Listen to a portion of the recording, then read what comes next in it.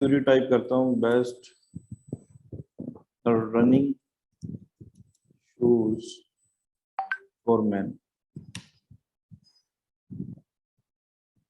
ठीक है, ये फर्स्ट आर्टिकल है। अब ये जो कीवर्ड है ये कमर्शियल इन्वेस्टिगेशन इंटेंट का कीवर्ड है। ठीक है, और ये यहाँ से अगर कोई क्यूरी टाइप करेगा इसका मतलब है उसने बाय करने। ये जब गूगल एड्स का आएगा तो मैं इन डिटेल में चीजें आपको बताऊंगा, कीवर्ड की इंटेंट बेस्ड कौन कौन सी इंटेंट होती है। अब मैं थोड़ा ड्रैग करता हूँ तो ये देखिए यहाँ पे एफिलिएट लिंक लगाए हुए हैं इसने। ठीक है, अब न्यू बैलेंस के साथ इसने एफिलिएट मॉडल साइन अप किया हुआ है, ये ब्रांड है। अमेजोन के साथ भी इसने साइन अप किया हुआ अपना अकाउंट। ये नाइकी ब्रांड है, ये जेपोज ब्रांड है, इसके साथ भी इसने साइन अप किया हुआ है।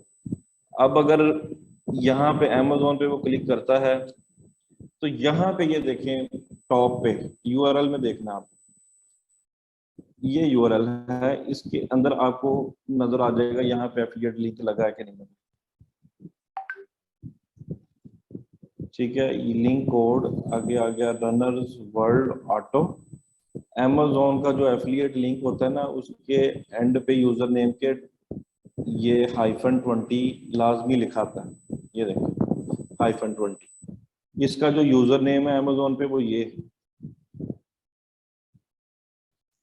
Amazon associate.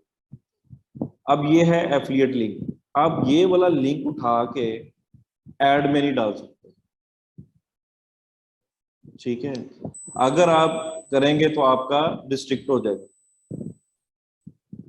आपने क्या करना है, जैसे ये रनर्स वर्ल्ड जो है इसका ये लैंडिंग पेज है, ये इसका पेज बनाए रनर्स वर्ल्ड का। ठीक है, और उसके जो आर्टिकल वाला जहां पे आपने लैंड करवाना है ये आपकी अपनी प्रॉपर्टी है, ये वाली रनर्स वर्ल्ड। ये डोमेन वेरीफाई भी हो सकती है बिजनेस मैनेजर के अंदर, तो इसी नाम से इसका पेज बनेगा। तो उस पेज से आपने लैंडिंग करवानी है इस लैंडिंग पेज पे, ये अलाउ करता है फेसबुक, ये नहीं अलाउ करेगा, ये वाला लिंक नहीं लैंडिंग पेज वाला अलाउ करेगा। जी ट्रेनिंग क्लियर हो गया आपको?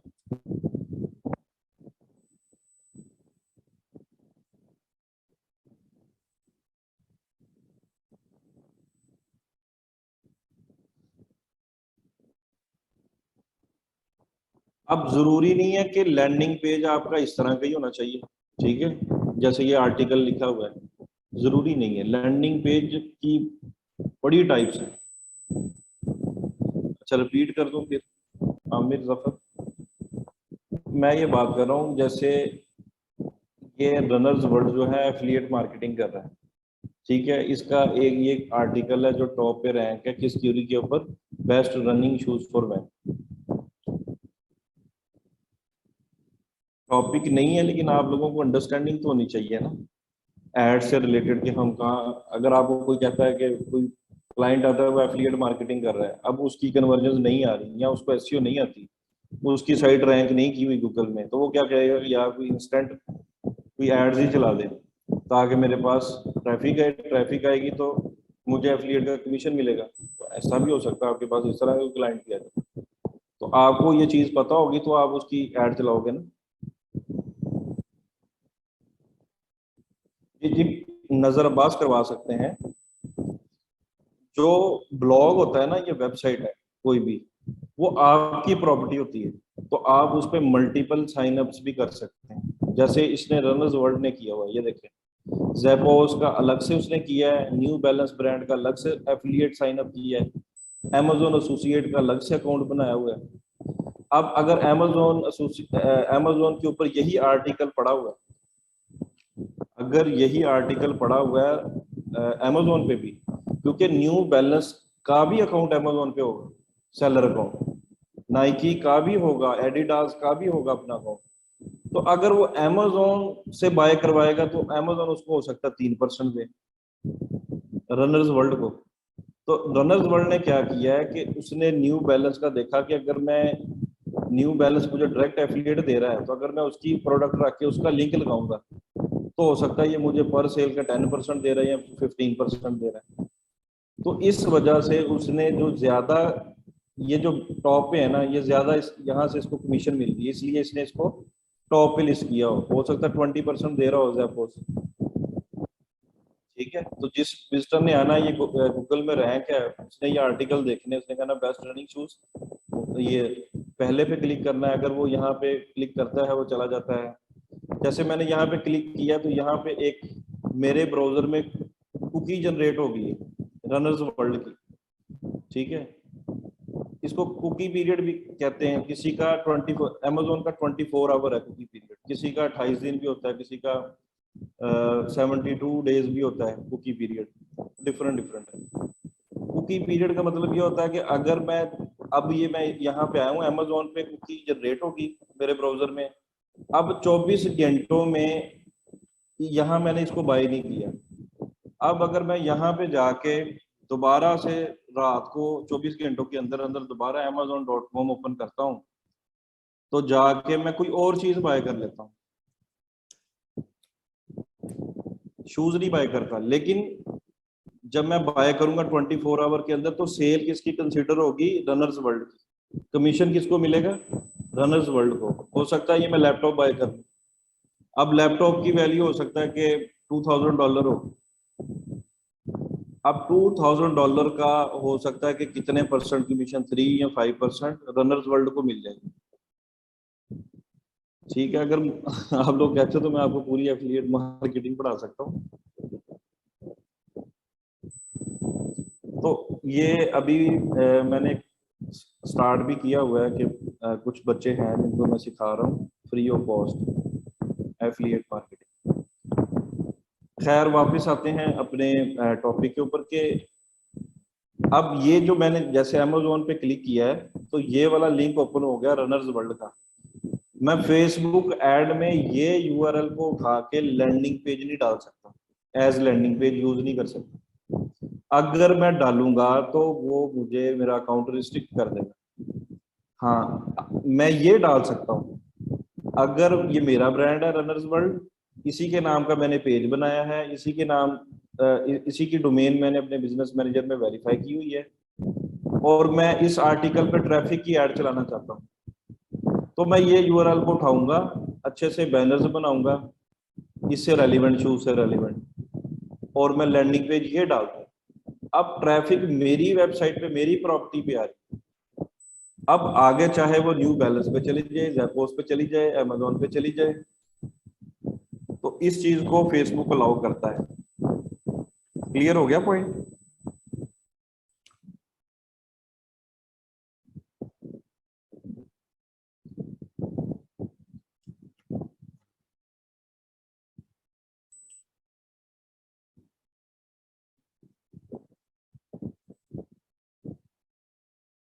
ठीक है, अभी जो हमारा जो कोर्स है उसके ऊपर ही हम रहते हैं, लेकिन ये जो एड से रिलेटेड था कि एफिलिएट मार्केटिंग की एड्स कैसे चलानी है, वो मैंने आपको बता दिए। अब एक एक चीज के लिए बड़ा टाइम चाहिए एंड प्रॉपर अंडरस्टैंडिंग के लिए ना आपको, अगर मैं स्टार्ट कर दूं तो फिर हमारा जो कोर्स है वो रह जाएगा।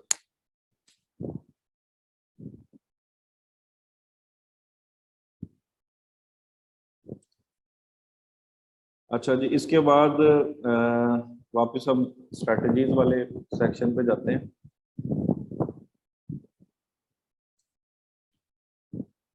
मैं बच्चों को ना फ्री ऑफ कॉस्ट ही पढ़ाता हूँ, ऑनलाइन ही, उनसे कुछ भी चार्ज नहीं करता, जो मेरे पास फ्री टाइम होता है ना उसके अंदर।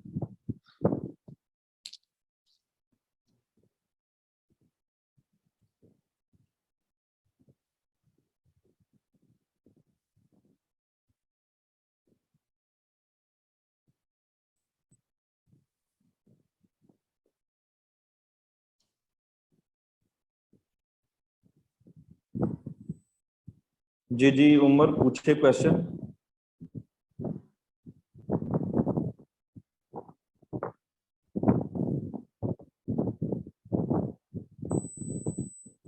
चलें, इस कोर्स के बाद अगर कुछ अच्छे स्टूडेंट्स होंगे उनको मैं ग्रुप में ऐड कर दूंगा, जो लर्न करने वाले होंगे तो कोई कोई इशू नहीं है, आप सीखिए, बाकी चीजें भी सीखिए। अच्छा उमर, आप अपना क्वेश्चन, मैं आपको अनम्यूट करता हूँ।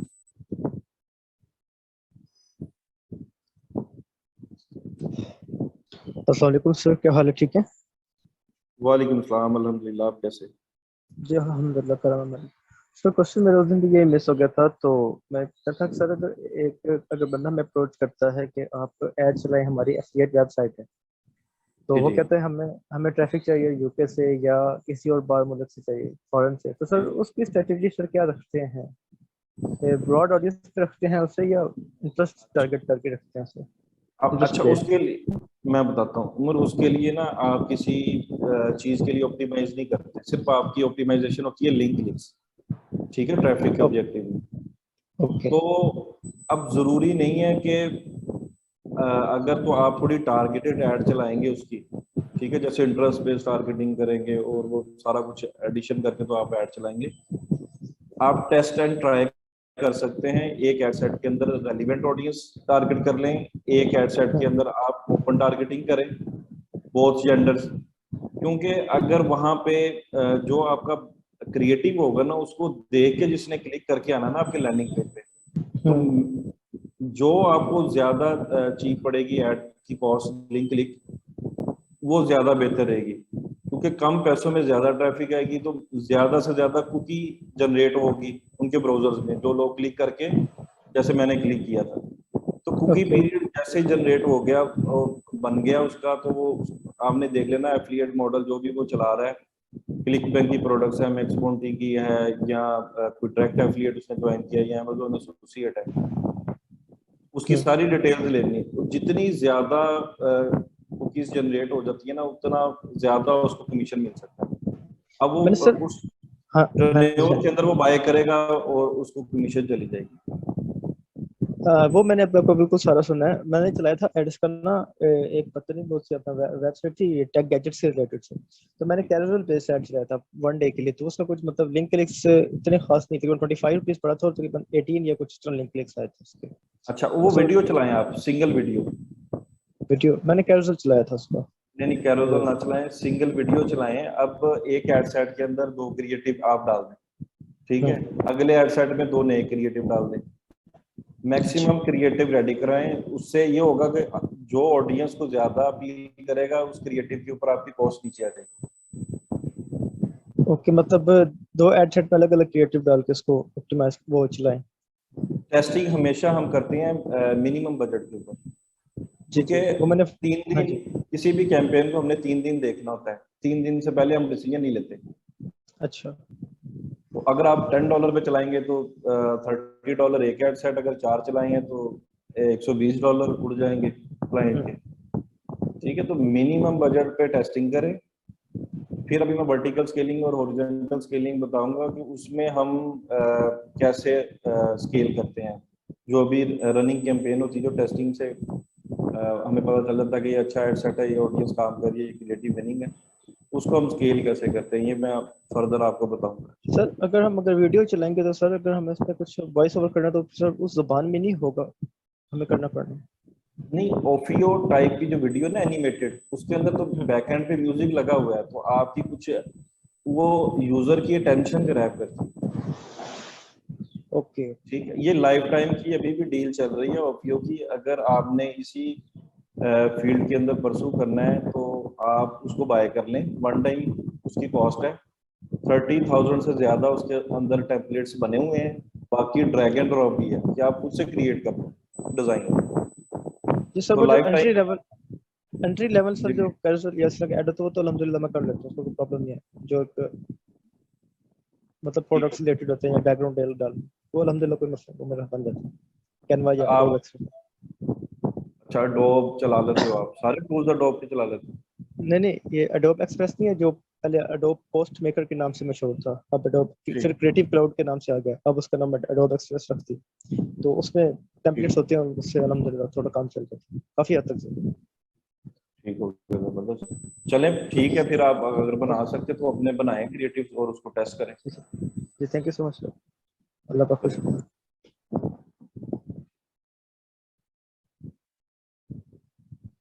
अच्छा ट्रेनिंग 5 मिनट में आपको देता हूँ, अभी स्ट्रेंथ काफी हो गई है 162। तो जाके फीडबैक फॉर्म जो है वो आप लोग सबमिट कर दें जिन्होंने अभी ज्वाइन किया है। जिन्होंने कर लिया है तो वेल एंड गुड है। अभी मैं जो है यहाँ पे मैं ओपन कर लेता हूँ।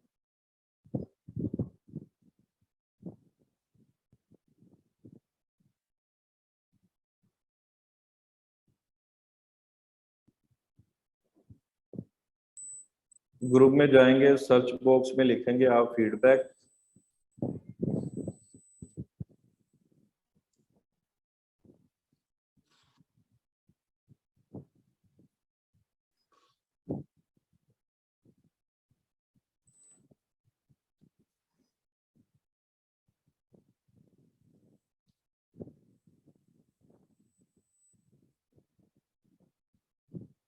ये पोस्ट आ जाएगी आपके पास, ये ऑनलाइन फॉर्म ही है, इसको सबमिट कर दें।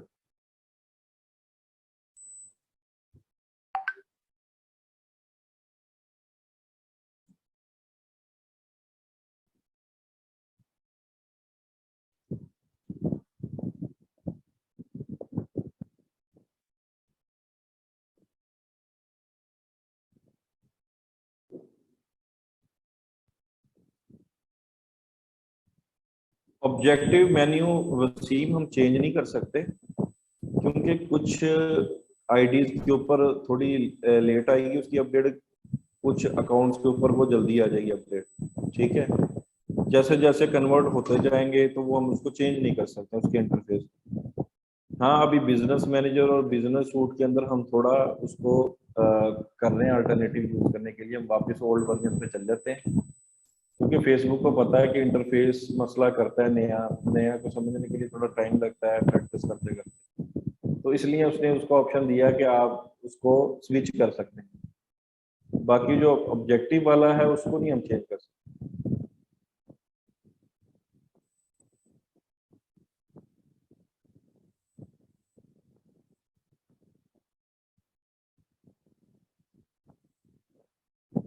नहीं, वो मैंने ना अभी स्टोर ट्रैफिक की ऐड पढ़ाई थी ना, तो मैंने पुराने वाले पे भी करके दिखाया था और नए वाले पे भी करके दिखाया कल की क्लास में, तो कोई डिफरेंस नहीं है, वही ऑप्शन है ऑलमोस्ट।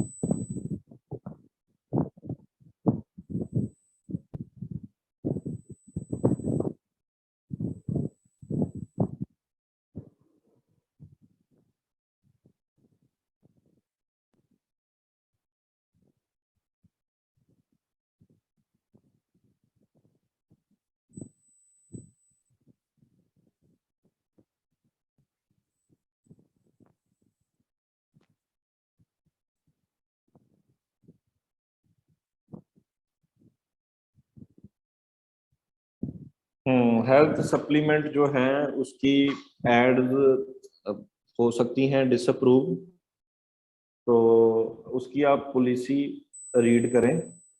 अभी मुझे काफ़ी लोग अप्रोच करते हैं इससे रेलिवेंट जो एड चला रहे हैं प्रोडक्ट्स की, तो उनकी जो पॉलिसी है उसको आप रीड करें सप्लीमेंट्स की, कि क्या चीज़ प्रोहिबिटेड है उसको ना करें, जो अलाउ करता है फेसबुक उसको चलाएं।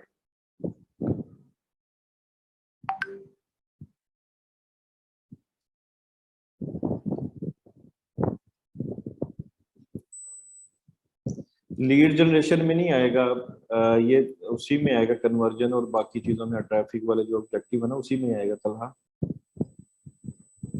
जी जी, फेसबुक एड्स पॉलिसी में उसको ओपन करें, लिंक को ओपन करने के बाद वहां पे आप जो है ना सप्लीमेंट्स टाइप करके ना सर्च कर लें, तो उसकी वो पॉलिसी पे ले जाएगा।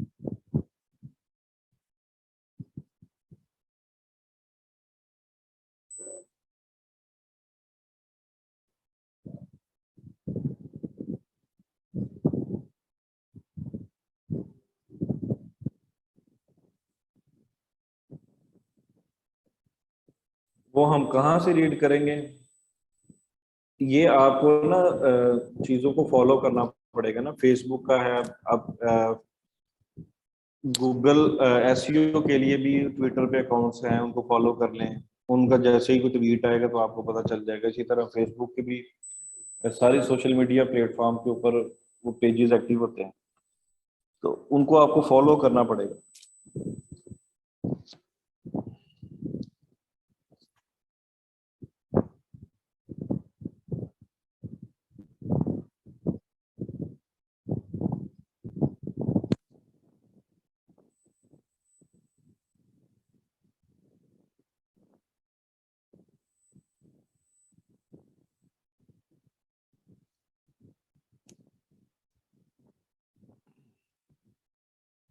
जी हो गया, सबमिशन होगी। मुझे जरा टाइप करके 1 टाइप करके बताएं चैट में कितने ट्रेनिंग्स ने कर दिए।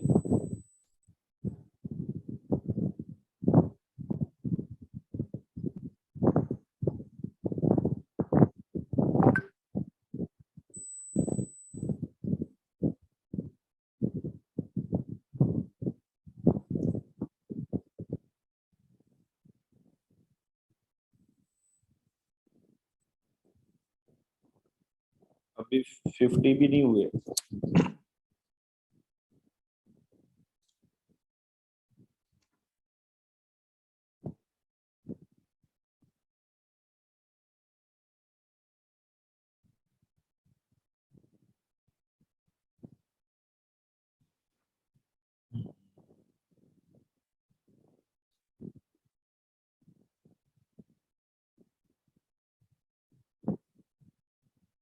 आपकी आईडी ओल्ड होनी चाहिए, पेज नया हो कोई इशू नहीं। जिस आईडी से आपने एड्स रन करनी है ना इरम, वो पुरानी होनी चाहिए। जैसे वो वेरीफाई हो जाती है ना, आइडेंटिटी वेरिफिकेशन, वो हुई होगी तो फिर कोई मसला नहीं। पेज नया भी होगा तो आप ऐड चला सकते हैं।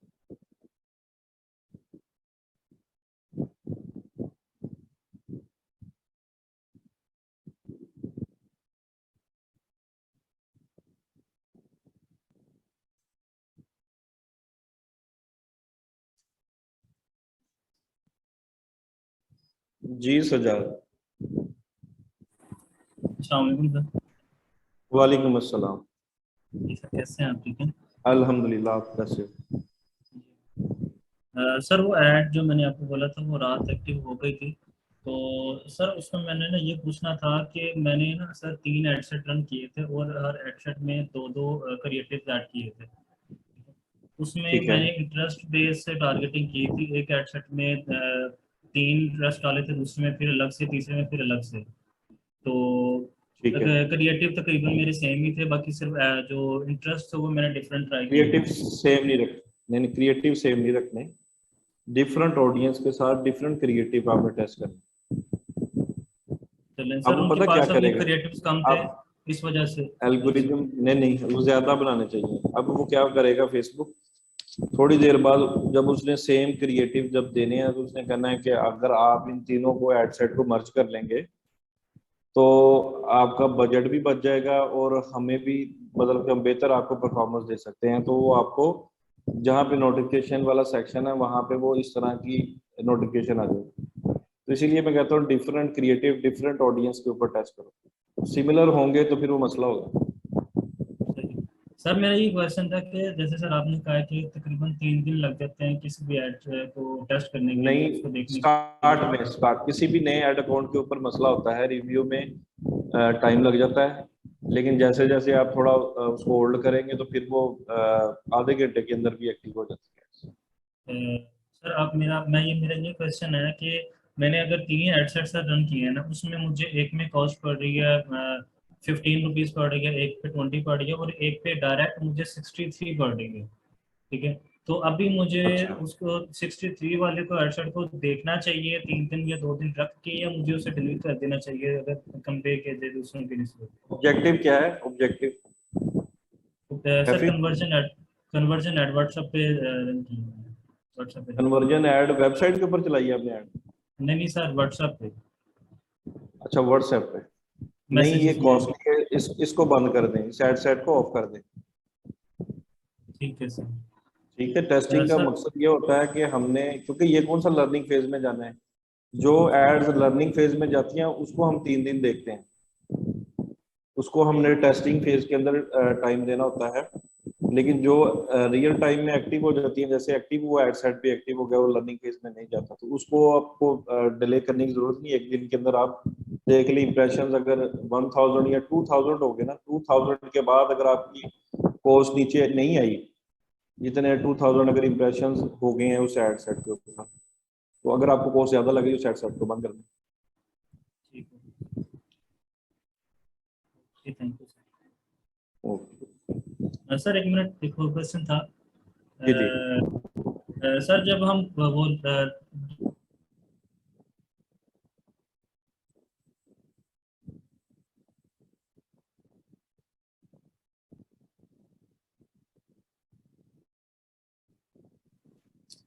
जी सर, मेरा ना दूसरा क्वेश्चन ये था कि सर मुझे ना गोल्ड रिजल्ट जो जो आ रहे थे वो मुझे 20 के करीब आ रहे थे। अभी रात की एड की थी, लेकिन मैंने उनसे पूछा तो वो कह रहे कि अभी उनसे तकरीबन 4 से 5 क्लाइंट्स ने अप्रोच की है। बट जो कन्वर्जन रिजल्ट है वो आ रहे हैं व्हाट्सएप पे, जिन्होंने लैंडिंग की है वो 20 के करीब आ रहे हैं, बट उनको अप्रोच सिर्फ 5 से 6 क्लाइंट्स ने की है। अच्छा, वो उसके लिए जो बेहतर है ना, अगर आप ट्रैफिक ही चलाओगे ना तो आपकी कॉस्ट और मिनिमम आ जाएगी। ट्रैफिक के अंदर जो व्हाट्सएप का है ना, उसके ऊपर भी ऑप्टिमाइजेशन जो है वो चेंज हो जाती है, लिंक क्लिक भी हो जाती है और कन्वर्सेशन भी हो जाती है। तो ट्रैफिक के सर अब ऑब्जेक्टिव को चूज करोगे तो ज्यादा कॉस्ट नीचे आ जाएगी। ठीक है सर। तो सर मैंने मैसेजेस की कंपेन की है कन्वर्ट व्हाट्सएप पे, तो उसके लिए प्रॉपर्टी के लिए तो जो भी कांटेक्ट करेगा तो उनको डायरेक्ट व्हाट्सएप पे करेगा, तो उसके लिए मैसेजेस की कन्वर्जन पे सही रहेगी या ट्रैफिक की अगर मैं कर लूँ उस पर लिंक क्लिक्स पे?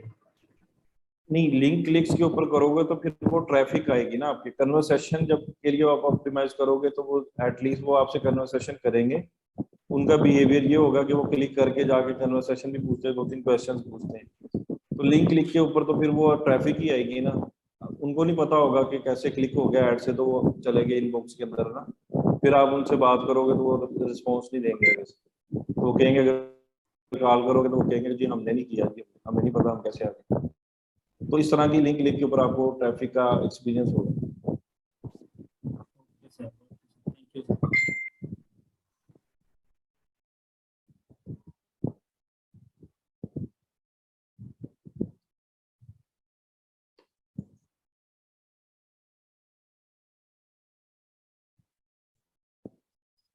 अच्छा, कल हमने जो था लर्निंग फेज को डिस्कस कर लिया था। 7 डेज में 50 कन्वर्जन चाहिए होती हैं टू एग्जिट लर्निंग फेज।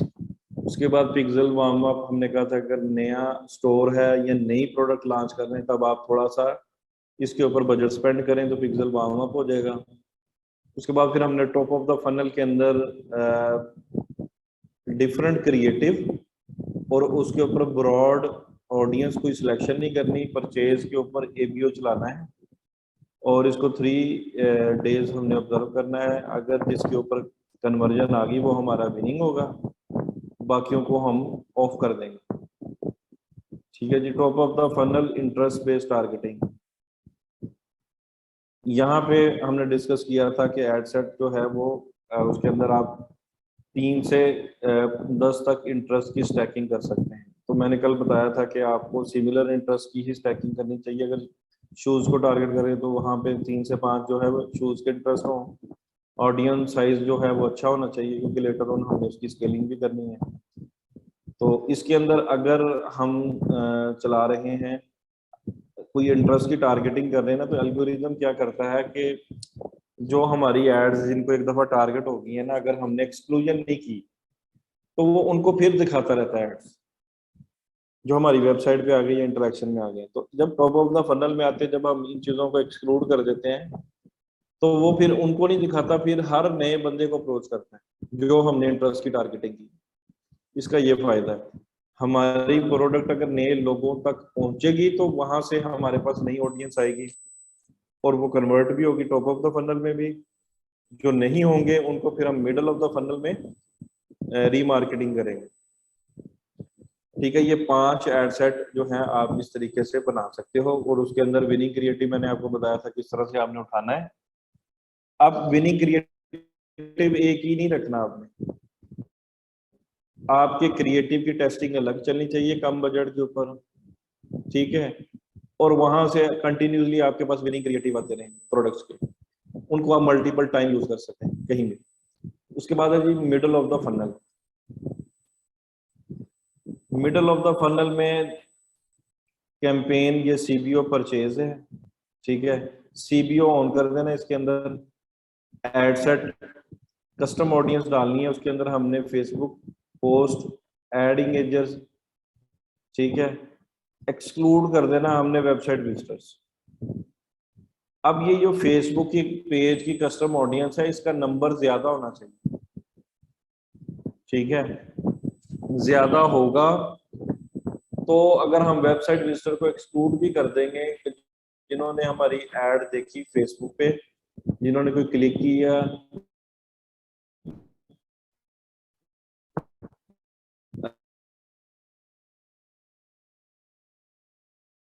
किसी पेज पे क्लिक किया या हमारी के ऊपर, तो हमने निकाल दें। जो बाकी रह गए हैं जिन्होंने इंगेजमेंट की हमारे पेज के ऊपर 365 डेज में, तो उनको हम विनिंग क्रिएटिव या कोई डिफरेंट क्रिएटिव के साथ ऐड दिखाएंगे।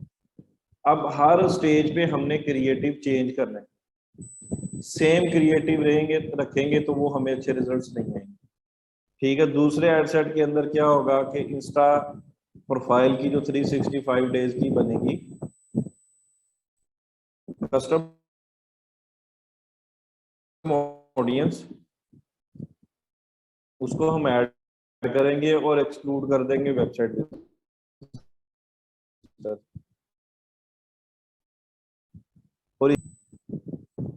25% जिस प्रोडक्ट की अगर हमने ऐड चलाई है, तो मैं रिकमेंड करता हूं कि फेसबुक के ऊपर आप मार्केटिंग करनी है तो आप वीडियो क्रिएटिव ही यूज करें।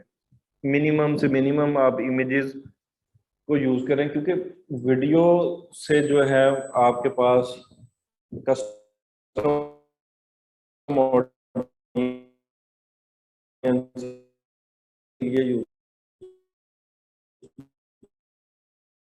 लगे वेबसाइट पे। तो वेबसाइट विजिटर की तो पॉइंट समझ में आ रहा है ये वाला। तो अब वेबसाइट विजिटर अगर इमेज होगा वो क्लिक करेगा तो वो चला जाएगा वेबसाइट पे। अब इमेज की तो हम कस्टम ऑडियंस, तो अगर वीडियो क्रिएटिव होगा तो कितने लोगों ने उस वीडियो को व्यू किया है, उसकी 25% की बन सकती है, फिर 50% की, फिर 95% की, 3 ऑडियंस बन सकती है। और तीनों में हमने एक्सक्लूड कर देंगे वेबसाइट विजिटर्स, ठीक है। ये होगी हमारी मिडल ऑफ द फनल की ऑडियंसेस।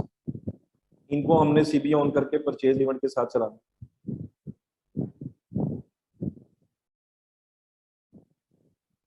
आगे आ गया जी bottom of the funnel conversion.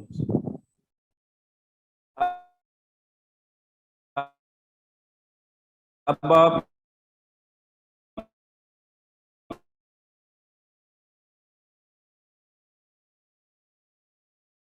ये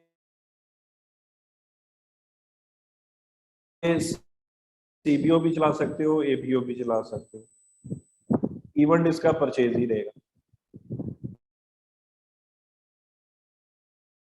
ad set 7 days exclude purchase. बहुत बड़ा बजट है क्लाइंट, ये 7 डेज की बनाई, क्योंकि अगर उसका बजट कम है तब आप ये बनाना पड़ेगा। Ad set 30 days, initial checkout 7 days, initial checkout 30 days. अब जब हमने व्यू कंटेंट डाला तो उसमें exclude add to cart, initiate checkout और परचेज, इनको हमने कर दिया एक्सक्लूड।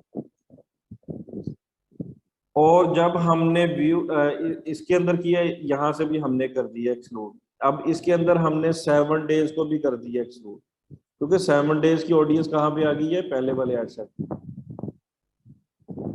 यहाँ पे आ गई। यहाँ पे हमने उस ऑडियंस को ऐड दिखा दी। लेकिन जब हम 30 डेज की कस्टम ऑडियंस बनाएंगे तो इसके अंदर तो 7 डेज वाले भी तो शामिल ही होंगे ना। तो हम 7 डेज को यहाँ से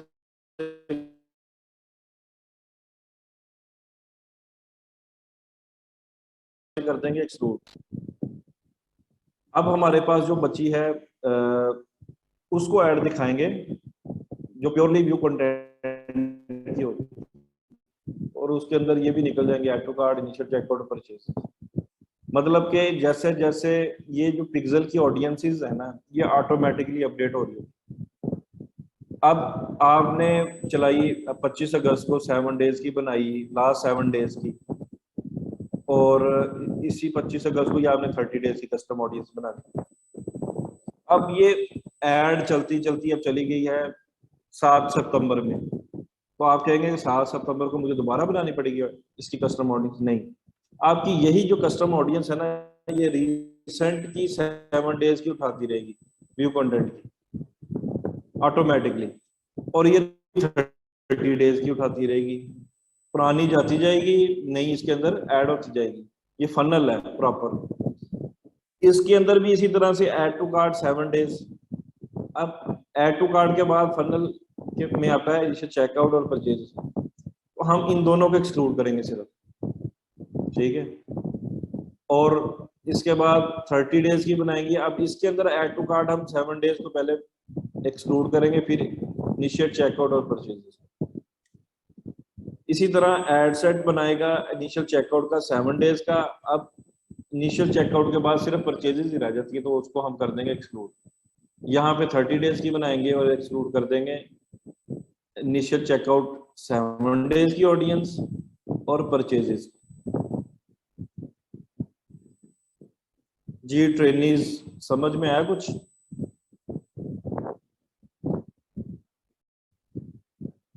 प्रैक्टिकल दिखा देता हूं मैं।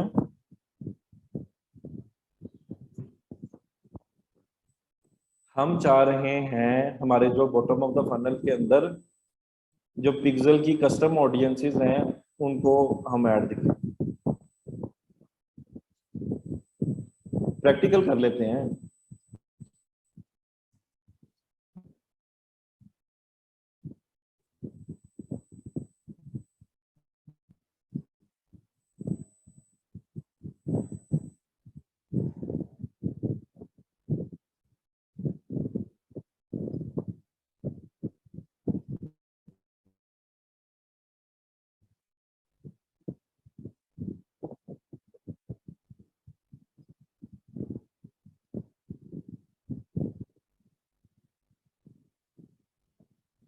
जी जी अतर फहीम, ये ई कॉमर्स के लिए ही।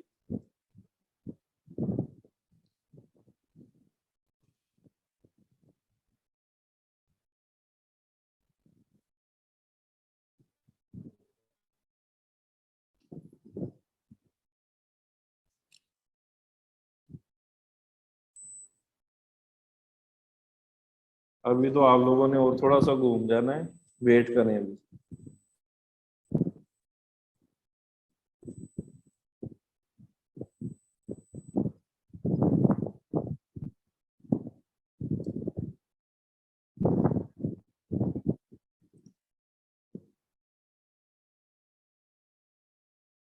इनिशियल चेकआउट, अब असली इनिशिएट चेकआउट है ये इस आईसी।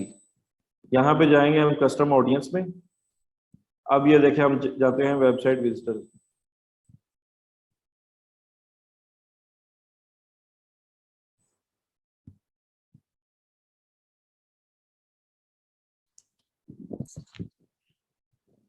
अब ये देखें यहाँ पे हमने सेलेक्ट करना है पहले व्यू कंटेंट। रिटेंशन कितनी? 7 डेज, ठीक है। 7 डेज हमने व्यू कंटेंट की बना दी।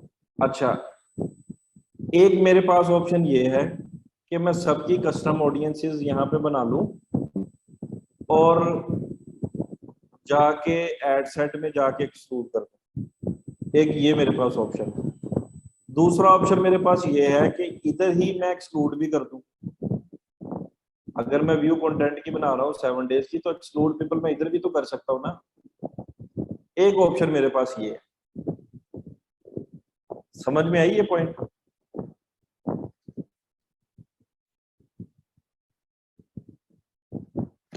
कल मैंने आपको डेमो करके दिखाया था कि मैं कस्टम कैसे डालता हूं या एक्सक्लूड ऑडियंस कैसे करता हूं। ठीक है, तो आप मैन्युअली भी वहां पे ऑडियंसेस ऐड करके एक्सक्लूड कर सकते हैं। एक ऑप्शन मेरे पास ये है कि मैं जो भी ऑडियंस बना रहा हूँ मैं इधर से इंक्लूड एक्सक्लूड करता जाऊं और उसकी मैं नेमिंग कर लूं और मेरी अंडरस्टैंडिंग हो जाएगी कि ये 7 डेज व्यू कंटेंट और ये चीजें एक्सक्लूड है। अब यहाँ पे मैंने एक्सक्लूड करना है ऐड टू कार्ट। ठीक है जी, और मैंने करना है इनिशिएट चेकआउट।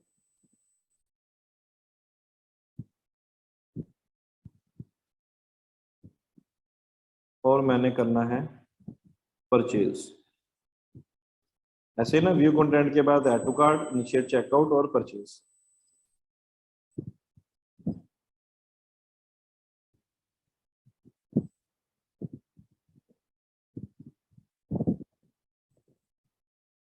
ठीक है, अब ये देखे बन गया मेरे पास।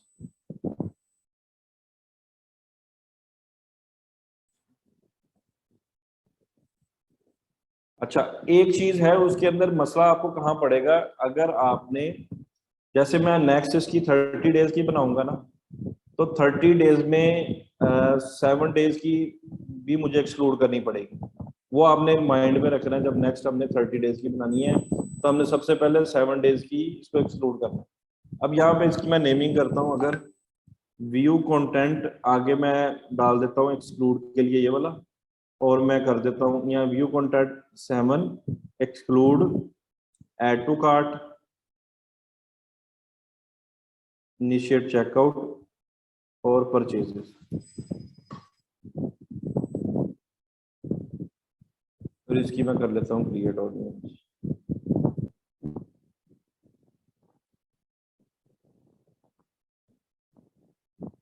अब ये पॉपुलेट होगी, लेकिन उसके लिए 7 डेज का जो व्यू कंटेंट है वो ज्यादा होना चाहिए।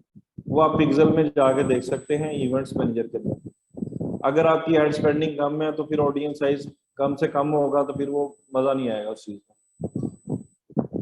नेक्स्ट क्रिएट करता हूँ 30 डेज के लिए, वेबसाइट को चूज करता हूँ और यहाँ पे मैं चूज करता हूँ व्यू कंटेंट। ये 30 डेज का आ गया, अब एक्सक्लूड करना है। पहले मैंने व्यू कंटेंट 7 डेज।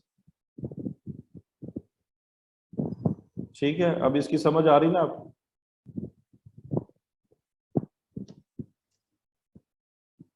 अब मैंने यहाँ पे जो एक्सक्लूड करना है वो क्या करना है, ऐड टू कार्ट 30 डेज, फिर एक्सक्लूड कर देना है इनिशिएट चेकआउट 30 डेज, फिर मैंने एक्सक्लूड कर देना है परचेजेस 30 डेज। इसकी नेमिंग कर लेंगे। समझ आ गई अब सबको।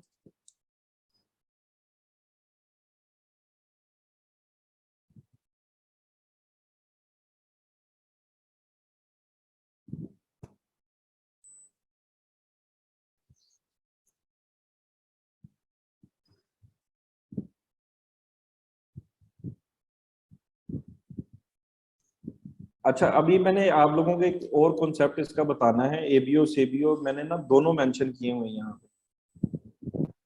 यहाँ पे मैंने एबीओ सीबीओ दोनों मेंशन किए हुए हैं। इसकी मैं बाद में आपको बताता हूँ कि क्या है। अब इसकी मैं यहाँ पे मैं लिखता हूँ व्यू कंटेंट 7, आगे जो है add to cart initiate checkout और परचेज। इसकी मैंने क्रिएट कर लिया। अच्छा, ये जो मैंने 7 डेज व्यू कंटेंट किया है, ये पता आपने किस केस में करना है। आपने करना है जब आपने एबीओ चलाना है। जब आपने अगर एबीओ चलाना है तब आपने एक्सक्लूड करना है। यही बता रहा हूँ सना, यही बता रहा हूँ कि 7 डेज क्यों एक्सक्लूड किया। अगर आप एबीओ चलाओगे तो उसमें आपको 7 डेज 30 डेज में से एक्सक्लूड करना पड़ेगा ऑडियंस ओवरलैप के लिए।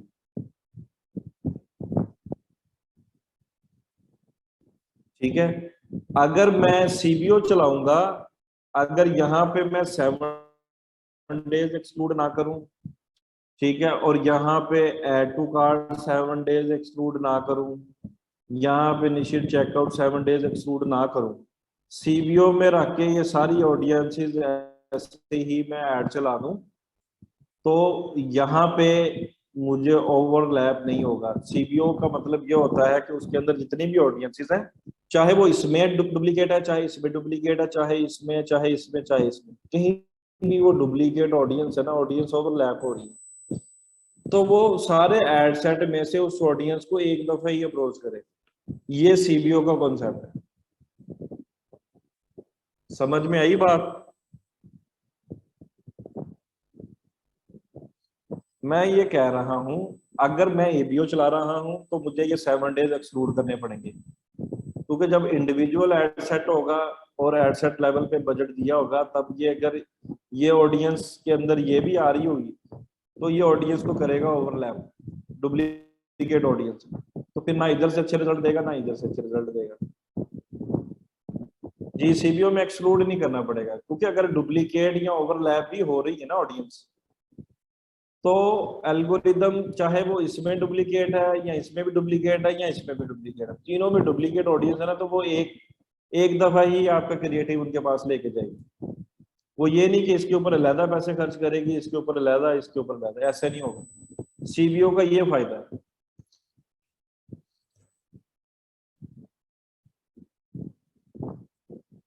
किस किस को इस बात की समझ आ गई है?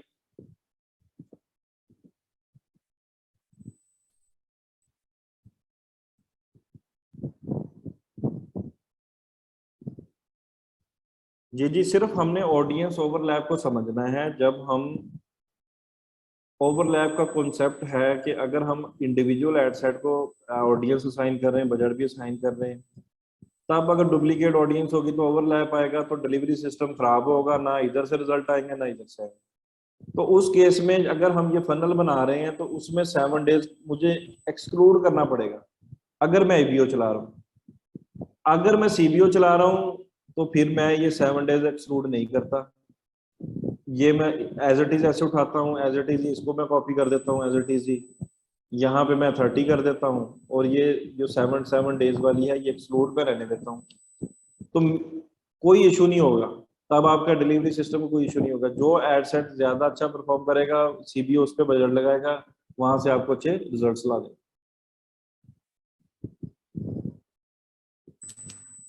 सीबीओ का भी मैं बता देता हूँ, बड़ी लंबी चौड़ी बहस शुरू हो जाएगी सीबीओ की कि कहाँ पे हम कैसे यूज करेंगे। मकसद यही है कि आपकी प्रॉपर अंडरस्टैंडिंग होनी चाहिए इन चीजों को लेकर। बाकी डिजिटल मार्केटिंग टोटल टेस्ट, ठीक है, टेस्टिंग है, टेस्टिंग करनी है, उसके बाद हमने ऑप्टिमाइजेशन करनी है, फिर हमारे पास डेटा आता है, वहां से हमने एवेलुएट करना है, फिर अगली स्ट्रेटेजी बनानी है। ये काम है डिजिटल मार्केटिंग का। हर रोज हम सीख रहे होते हैं, हर रोज हम चीजों को, कहते हैं ना, when you learn something then you definitely unlearn. जब आप कोई नई चीज सीखते हैं तो पुरानी को अनलर्न करते हैं।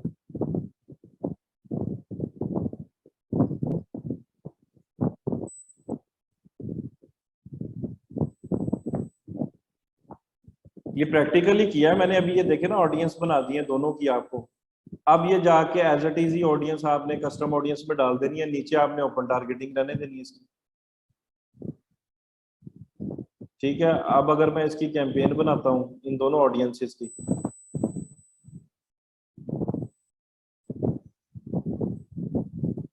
कन्वर्जन ऑब्जेक्टिव को सिलेक्ट करेंगे, कंटिन्यू करेंगे, मैनुअल कन्वर्जन पे जाएंगे, कंटिन्यू करते हैं,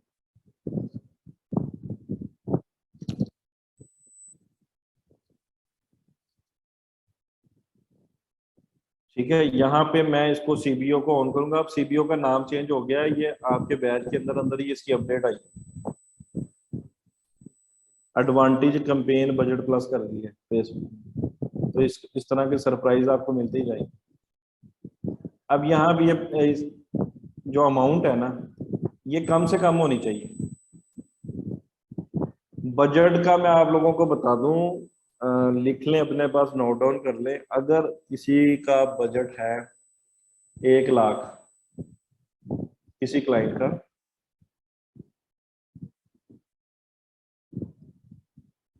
नहीं, आप अवैस मिक्स कर रहे हो, मैं दोबारा आपको समझाता हूँ। पहले बजट का ये कॉन्सेप्ट ले लो अपने पास। फेसबुक मार्केटिंग जो है ना, 90%, 80% लगा लो। फेसबुक मार्केटिंग जितनी भी है 80% जो है वो क्रिएटिव है, 20% मार्केटर है। ये एक पॉइंट अपने पास लिख लें, ठीक है। अब मेरी आज भी मीटिंग है फेसबुक के साथ, है ना, 3:30 बजे। मेरी 15 दिन में एक मीटिंग होती है। 20% आपकी स्किल्स है, 80% आपके क्रिएटिव। फेसबुक मार्केटिंग, आज की जो फेसबुक मार्केटिंग है, कल का मैं कुछ बता नहीं सकता।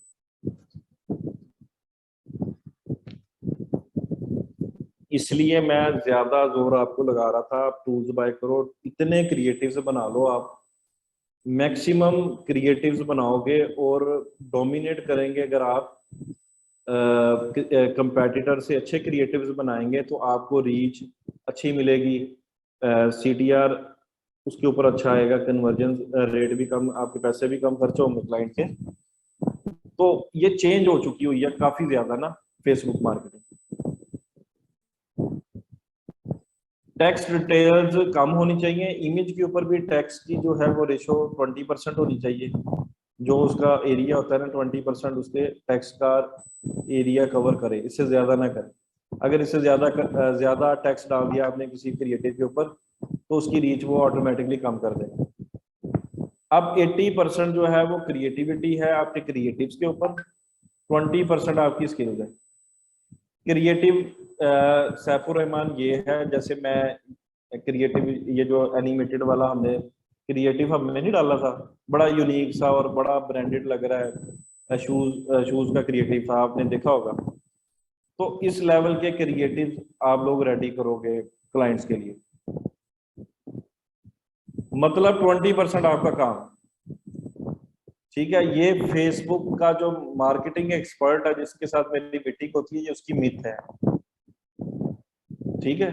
उसकी ये मिथ है, वो कहता है 80% जो है वो आपका क्रिएटिव काम करता है, 20% आपकी ऑप्टिमाइजेशन, और जो आप डाटा देखते हो, इतनी एफर्ट्स करते हो, जो हम इतना ज्यादा काम करते हैं, वो कहता है 20%।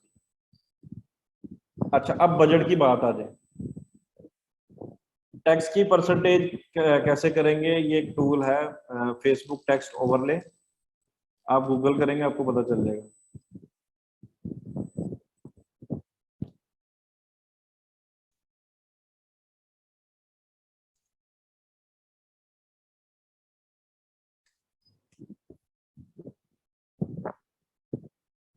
ये देखें, about text in ad images, यहाँ पे कोई ना कोई टूल होगा।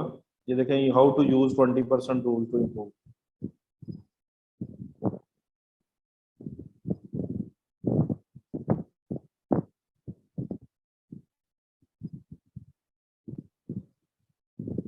अगर मैं यहाँ पे सर्च में टूल लिख देता हूँ तो मुझे टूल भी दे देगा कोई ना।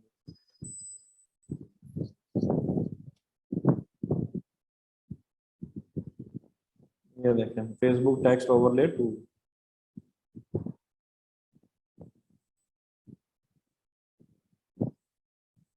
आईटी बंद होगी।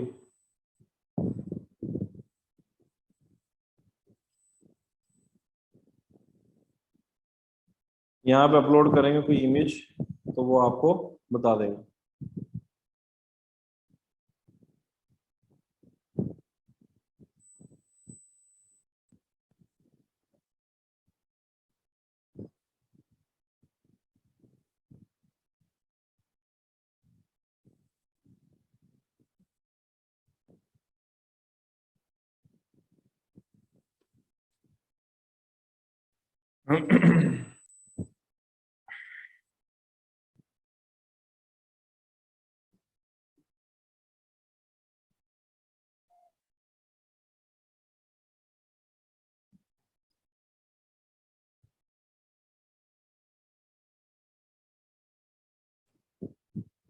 यहाँ से आप गैस कर सकते हैं कि कितना है, 20% से ऊपर नहीं होना चाहिए।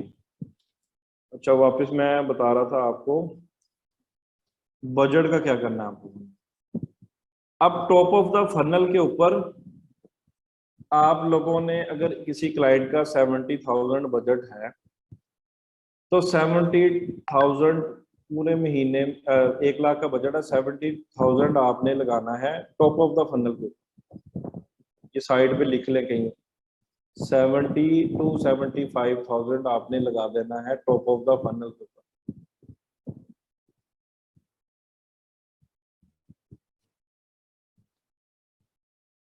और जो 25% है वो लगाना है मिडल ऑफ द फनल और बॉटम ऑफ द फनल, या 30% या 25%। इस तरह से आपकी बजट की डिस्ट्रीब्यूशन होनी चाहिए।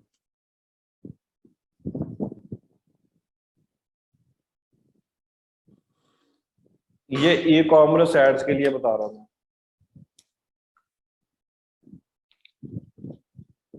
₹1,00,000 अगर किसी का बजट है, किसी क्लाइंट का 70,000 आपने लगा देना है टॉप ऑफ द फनल पे पूरे महीने में, और 30,000 आपने लगा देना है मिडल ऑफ द फनल और बॉटम ऑफ द फनल।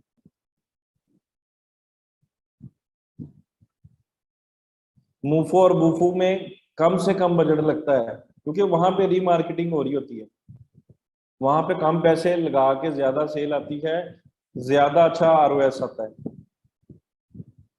और टॉप ऑफ द फनल के अंदर हम नई ऑडियंसेस के पास जा रहे होते हैं अपनी प्रोडक्ट लेके, वहां पे हमारा जो बजट है वो ज्यादा कंज्यूम होता है, क्योंकि टॉप ऑफ द फनल होता है फनल की ऊपर वाली स्टेज। जैसे वो ट्यूब की आपको मैंने एग्जांपल दिखाई थी कि पहले वो टॉप ऑफ द फनल में उस ट्यूब के अंदर आता है, फिर वो ऐसे ऐसे फिल्टर होता होता है, एंड पे परचेजेस कम रह जाती है। तो middle of the funnel, bottom of the funnel पे बजट की डिस्ट्रीब्यूशन भी कम, और जो है टॉप ऑफ द फनल उसके ऊपर सबसे ज्यादा स्पेंडिंग करनी है पूरे महीने। यही रेशो आप रख लें 70-30 वाली। जी हसी,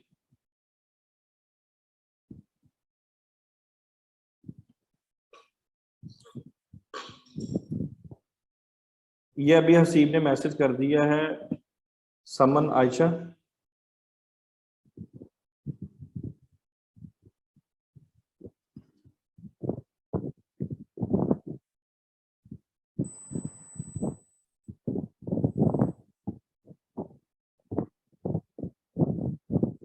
अच्छा, यहाँ पे अगर मैं बजट देता हूँ मिनिमम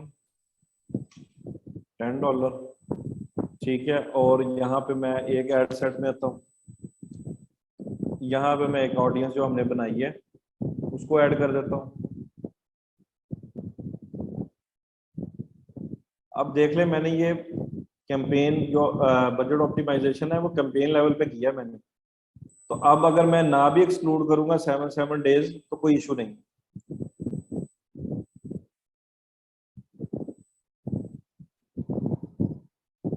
यहाँ पे मैं कस्टम ऑडियंस डालता हूँ। अब ये 7 डेज का एक एड सेट बन गया, ठीक है। अब मैं यहाँ से एक्सक्लूड नहीं करूंगा, क्योंकि एक्सक्लूड की मैंने इधर ही कर दिया है, यहाँ पे मैं एक्सक्लूड करता। अगर मैं अलग अलग बनाता 7 days view content, 7 days add to cart, 7 days initial checkout, 7 days purchases, अगर ये अलग अलग बनाता तो यहाँ पे मैंने ऊपर व्यू कंटेंट की 7 डेज डालनी थी और एक्सक्लूड में बाकी ये तीनों डाल देनी, ठीक है। ये ऑप्शन था, एक मेरे पास ये ऑप्शन। अब इसमें ऑलरेडी एक्सक्लूड हो गया है, अब यहाँ से मैं ओपन टारगेटिंग रहने दूंगा। जब हम रीमार्केटिंग करते हैं तो यहाँ से हम कोई चेंजेस नहीं करते, ठीक है। फिर यहाँ पे क्रिएटिव ऐड हो जाएगा, विनिंग क्रिएटिव या कोई डिफरेंट क्रिएटिव होगा, ठीक है, एंड पे। और इस एड सेट को मैं करूंगा डुप्लीकेट करूंगा। अगर 5 एड सेट है तो 5 करूंगा। अभी मैंने ऑडियंसेस बनाई है 2, तो मैं एक को डुप्लीकेट कर देता हूँ और दूसरी ऑडियंस को भी इधर ऐड कर देता हूँ। इसको मैं करूंगा रिप्लेस। अब यहाँ पे मैं डाल दूंगा 30 डेज, ठीक है। अब मेरे पास एक बन गया, दूसरा बन गया। इसी तरह मैं 3 और ऑडियंसेस बनाऊंगा, और कम से कम बजट के ऊपर मैं $5 पे भी इसको चला सकता हूँ। इसको $5 पे भी चला सकता हूँ, क्योंकि अगर मेरी बजट, मेरा तो अभी एक ही कैंपेन चल रहा है ना इस बिजनेस के अंदर, $18 पर डे का, तो ये ऑलमोस्ट कोई बनता है, जो कैलकुलेट करूं मैं, कोई 1 लाख समथिंग बनता है मेरा ख्याल।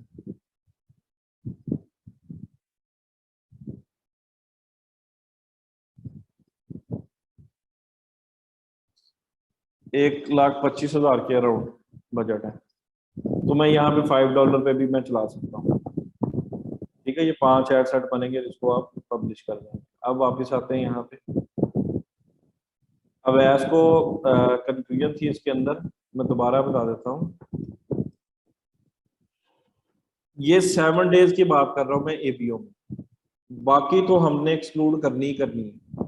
अब ऐसा, अब आप ये पॉइंट समझ लो, मैं सिर्फ एबीओ सीबीओ में ये 7 डेज इसकी बात कर रहा था, मैं इसकी बात कर रहा था 7 डेज एक्सक्लूड की, और मैं इसकी बात कर रहा था 7 डेज इनिशियल चेकआउट।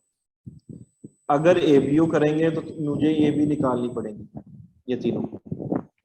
अगर एबीओ नहीं है, सीबीओ है, तब मैं ना भी इनको निकाल लूं तो मेरी ऑडियंस ओवरलैप नहीं होगी। अब क्लियर हो गया वैसे आपको?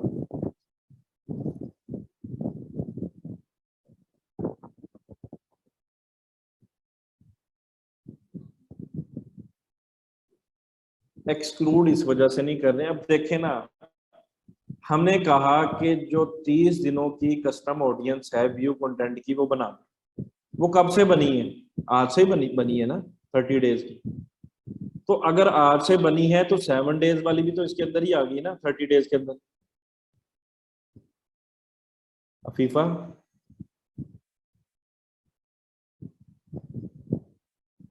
आ गई इसके अंदर के नहीं आएगी अफीफा?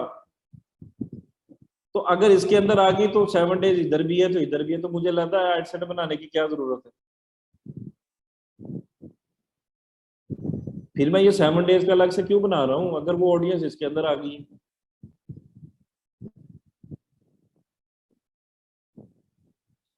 पॉइंट समझ में आया अफीफा आपको? तो इसलिए अब अगर मैं इसकी, अब ये मैं 23 डेज की अलग से यूनिक बनाना चाह रहा हूँ व्यू कंटेंट, कि अगर आज एक नया आया मिडल ऑफ द फनल के अंदर मेरे पास, वो पहले 7 डेज के अंदर आ गया, अब यहाँ पे आया तो उसको यहाँ पे एक ऐड नजर आई, वो 7 डेज रहा, उसको ऐड नजर आती, जो जो ऑडियंस 7 डेज रहेगी उनको ऐड नजर आएगी। अगर वो नहीं कन्वर्ट हुए तो वो ओल्ड हो जाएंगे, वो किस में चले जाएंगे? वो ऑडियंस किस में चली जाएगी? 30 डेज के अंदर चली जाएगी। समझ में आई बात? अगर वो आज एक ऑडियंस आई है, वो 7 डेज वाली में चली गई, और जैसे जैसे टाइम गुजरता गया वो इधर से निकल जाएगी, वो फिर किधर जाएगी? वो इधर आ जाएगी। मतलब कि हमने पहले उसको इधर ऐड दिखाई, इधर से निकल के इधर आ गई ऑडियंस, यहाँ पे उसने बाय नहीं किया। अगर यहाँ पे उन्होंने बाय कर लिया तो वो चले गए होंगे ऐड टू कार्ड में। ठीक है, ऐड टू कार्ड में हम नया क्रिएटिव दिखा देंगे। यहाँ से अगर उसने 7 डेज में आगे इनिशिएट चेकआउट नहीं किया तो वो चला जाएगा 30 डेज के ऐड टू कार्ड में। ठीक है, यहाँ से कन्वर्ट हो गया तो अगर उसने इनिशिएट चेकआउट कर लिया फनल में तो वो इधर आ गया। यहाँ से अगर वो परचेज नहीं कर रहा तो वो 30 डेज में आ जाएगा। तो हमने जो ऑडियंस यहाँ से इन हुई है उसको जाने नहीं देना, उसको हमने इधर देखना है, इधर देखना है, इधर दिखाना है, इधर दिखाना है, जो जो फनल में आता जाएगा। एंड गोल हमारा क्या है? परचेजेस। और जिन्होंने बाय कर लिया है वो तो हम वैसे ही उसको एक्सक्लूड करें, उनको तो हमने टारगेट ही नहीं करना मिडल ऑफ द फनल में या बॉटम ऑफ द फनल। किस किस को समझ आ गई है?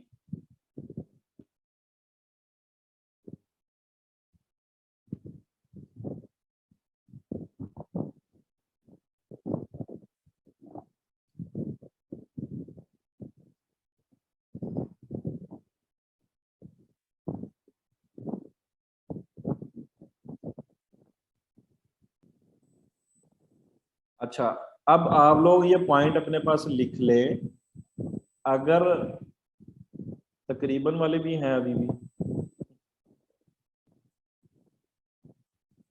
फातिमा को क्या मसला है? ये अपने पास आपने पॉइंट लिख लेना है, अगर उसके इवेंट्स 7 डेज में कम आ रहे हैं ना, बजट उसका ज्यादा होना चाहिए, तो आप इसकी जो रिटेंशन की है वो आगे पीछे ऊपर नीचे कर सकते हैं। ठीक है, ये 30 डेज 7 डेज को ऊपर नीचे आप कर सकते हैं, क्योंकि मैक्सिमम जो रिटेंशन पीरियड है वो कितना है, 180 डेज का, उससे ऊपर आप बना नहीं सकते। अब 7 डेज के अंदर अगर व्यू कंटेंट के 100 इवेंट ही नहीं है तो कस्टमर ऑडियंस कैसे बनेगी? ये पॉइंट भी आप लोगों को माइंड में होना चाहिए। अगर 7 डेज के अंदर 100 व्यू कंटेंट के इवेंट ही नहीं हो रहे टॉप ऑफ द फनल से, क्योंकि जो टॉप ऑफ द फनल की ऑडियंस जाएगी पिक्सल के अंदर, यहाँ पे वही ऑडियंस होगी मिडल ऑफ द फनल में और बॉटम ऑफ द फनल से, जो टॉप ऑफ द फनल से गई होगी। अगर साइज कम होगा तो इसकी तो कस्टम ऑडियंस नहीं बनेगी ना, 100 इवेंट मिनिमम क्राइटेरिया उसका।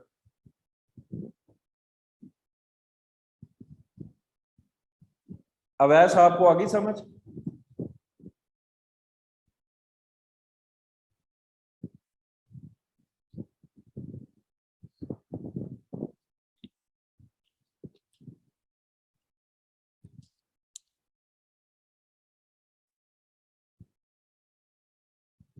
जो कल बताया था,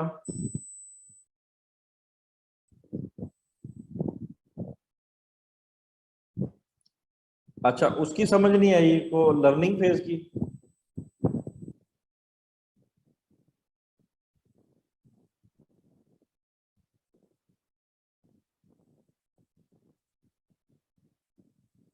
ये उसी के रिलेटेड नहीं, कल हमने जो बात की थी वो की थी, इसकी की थी, top of the funnel pixel warm up learning phase की थी। ठीक है, लर्निंग फेज 7 डेज में 50 कन्वर्जन चाहिए तो वो लर्निंग फेज से निकलेगा, इसकी बात की थी कल मैंने। आप जरा माइक पे आओ ना, चीजों को मिक्स कर रहे हो आप।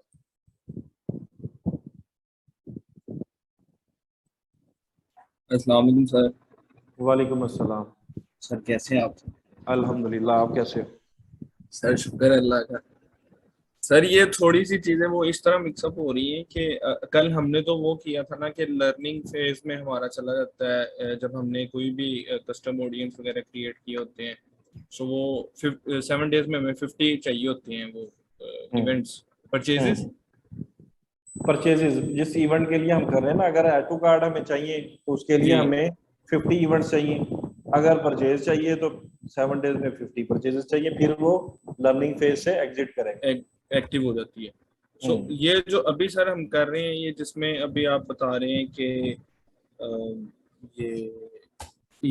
ये तो सबसे पहले सर वो जो पॉइंट है ये 7 वाला कि 7 डेज जो है सीबीओ और एबीओ में, ये पॉइंट सर मैं ये कह रहा था कि जब हमने सीबीओ बजट रखा तो हमने चाहे एड सेट जितने मर्जी बनाए उसमें हमने एक्सक्लूड नहीं करना किसी भी चीज को। नहीं नहीं, किसी भी चीज को नहीं, मैं ये बता रहा हूँ। अब ये पॉइंट यहाँ पे आप अंडरस्टैंड करो। जी सर। हम चाह रहे हैं कि हमारा जो पिक्सल है ना, जी सर। पिक्सल के अंदर अगर कोई टॉप ऑफ द फनल पे हमारी एड क्लिक करके हमारी वेबसाइट पे आ गया, जी अगर उसने व्यू कंटेंट किया तो वो इस एड सेट पे आ जाएगा। ठीक है सर। ठीक है, 7 डेज वाले में जी जैसे जैसे वो थोड़ा ओल्ड होता जाएगा वो विजिटर वो 7 वाले 7 से डेज बाहर निकल जाएगा। बाहर निकल के किस में आ जाएगा, इसके अंदर आ जाएगा 30 डेज 30 वाले। अब मैं ये कह रहा हूँ, अगर हम इसको एबीओ चला देते हैं, बजट असाइन कर देते हैं 500 इसको 500 इसको, अब जी सर। एबीओ के ऊपर अगर हम 30 डेज की ये एड सेट चला रहे हैं, जी ठीक है, अब 30 डेज के अंदर तो 7 डेज क्या है, इंक्लूडेड है, जी फिर हमने यही एड सेट क्यों बनाया? सर क्योंकि हमने ये इसलिए बनाया कि हमने नई ऑडियंस को भी तो टारगेट करना है ना, जो हमारे पास आती जाएगी। ये इसमें नई ऑडियंस का चक्कर नहीं है, ये तो हमारी बॉटम ऑफ द फनल की ऑडियंस है जो हमारी वेबसाइट पे आ चुकी है। ठीक है, ठीक सर। इसमें नई ऑडियंस नहीं, ये ऑलरेडी आपके बिजनेस से इंटरेक्ट किया हुआ है। जी एबीओ में जब हम चलाते हैं ना, तो एबीओ में ऑडियंसेस ओवरलैप होती है। ठीक है सर। ठीक है, सीबीओ में ओवरलैप नहीं होती। जी ठीक है। कैंपेन बजट ऑप्टिमाइजेशन अगर हम ऑन कर देंगे कैंपेन लेवल पे, और उसमें ये सारी ऑडियंसेस डाल दें, जी और ये एक्सक्लूड 7 डेज इनिशियल चेकआउट भी निकाल दें, एड टू कार्ड एक्सक्लूड भी निकाल दें 7 days, view content 7 days exclude भी निकाल दें, तब भी हमारी ऑडियंस ओवरलैप नहीं होगी। सर मुझे लगता है आपने ये पॉइंट बताया होगा, लेकिन रिकॉल करने के लिए क्यों नहीं सर वो जो है सीबीओ में ओवरलैप करती ऑडियंस? क्योंकि उसमें हमारा जो ऑब्जेक्टिव होता है ना, हम उसको बजट असाइन करते हैं कैंपेन ऑफ बजट ऑप्टिमाइजेशन में, कि जो एड सेट तुम्हें बेहतर लगता है ना, जी जहां से हमें रिजल्ट्स आ सकते हैं, उसके ऊपर खर्च करो। ठीक है। अब अगर डुप्लीकेट ऑडियंस होगी, इधर भी इधर भी इधर भी इधर भी इधर भी इधर भी, तो तो वो उन पे खर्चे नहीं करेगा। वो सिर्फ एक पे ही खर्च करेगा ना, उनके ऊपर जी पैसे नहीं लगाएगा। जी तो जी ओवरलैप से हम बच गए। ठीक है सर। अब ये सही वाला क्लियर हो रहा है सर। ठीक है, बच जी गए ना हम। जी अगर हम जी एबीओ चला रहे हैं तो हम एबीओ के अंदर तो हमें फिर एक्सक्लूड करना पड़ेगा ना ये 7 डेज। जी ठीक नहीं है तो सर। हमारा ये एड सेट अलग बनाने का मकसद क्या है? सही है सर। अभी अभी जो है ना कंफ्यूजन क्लियर हो गई। ठीक सर है, एक चीज और पूछ सकता हूँ? पूछे पूछे।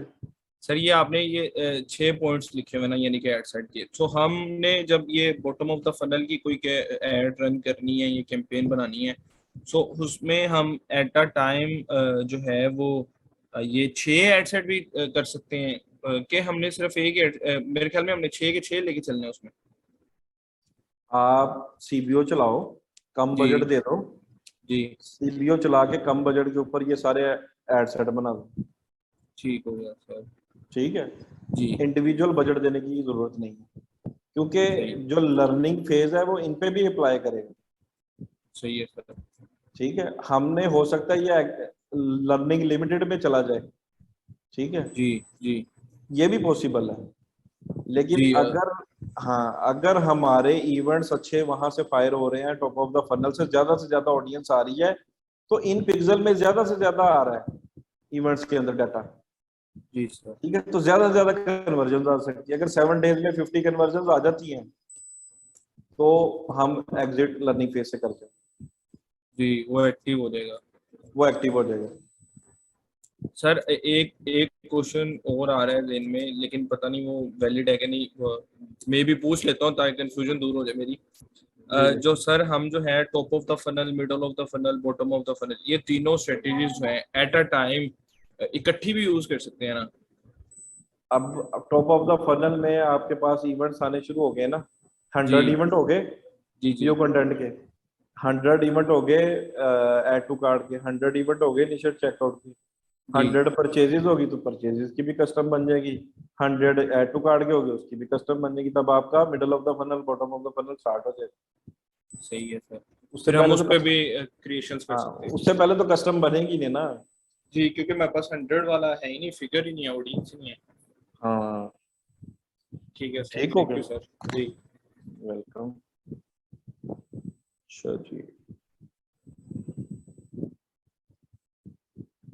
जी जी, ये करना पड़ेगा। मैं इसीलिए कह रहा हूँ, आप ये नंबर्स पे नहीं आपने जाना, ये 7 डेज 30 डेज ये ऊपर नीचे करना है आपके बजट के हिसाब से।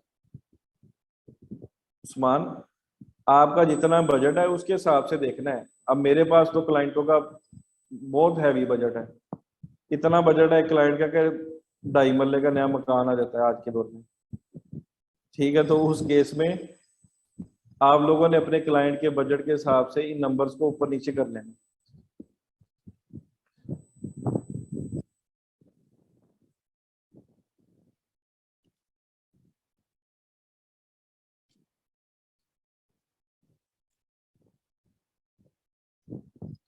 ठीक है, अब ये देखें,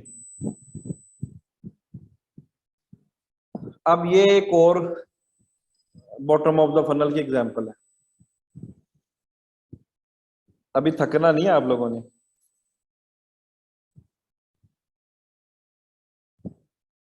ठीक है, लर्निंग फेज की बात कहाँ पे कर रही है? मामा ने कहाँ पे मैसेज किया है? सर अगर व्यू कंटेंट फॉर 7 डेज में नहीं मिल रहा, देन 7 डेज में नहीं मिल रहा, देन ये कैसा क्वेश्चन है? लाइन पे मैं लेता हूँ आपको।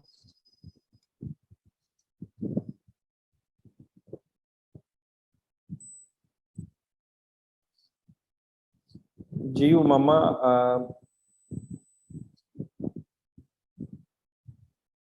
चले इशू है तो फिर आप लेटर ऑन मेरे से क्वेश्चन पूछें। अब ये अगली एग्जांपल, अभी नहीं थकते, चलें गुड, अच्छी बात है। एड सेट व्यू कंटेंट, ये दूसरा सिनेरियो है बॉटम ऑफ द फनल का। सिनेरियोस नहीं खत्म होंगे। अब मैं चाहता हूं आप लोग भी इतने के एक्सपर्ट बने कि आप लोग इस तरह से सिनेरियोस अपने बना के रखें अपने एक्सपीरियंस से, जो आप लोगों ने एक्सपीरियंस गेन किया होगा। ठीक है, एड सेट है व्यू कंटेंट 7 डेज,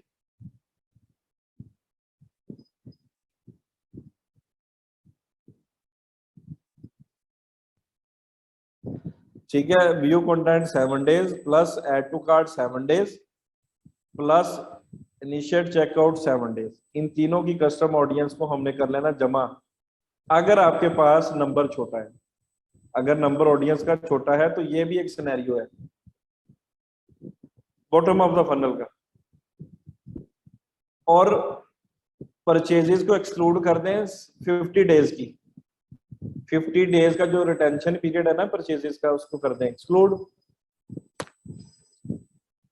अब यहाँ पे आपके पास ऑडियंस आ गई है view content 7 days, add to cart 7 days, initial checkout 7 days. अब अगले एड सेट में आ गई 14 डेज 14 डेज 14 डेज, उससे अगले में आ गई 30 डेज 30 डेज 30 डेज।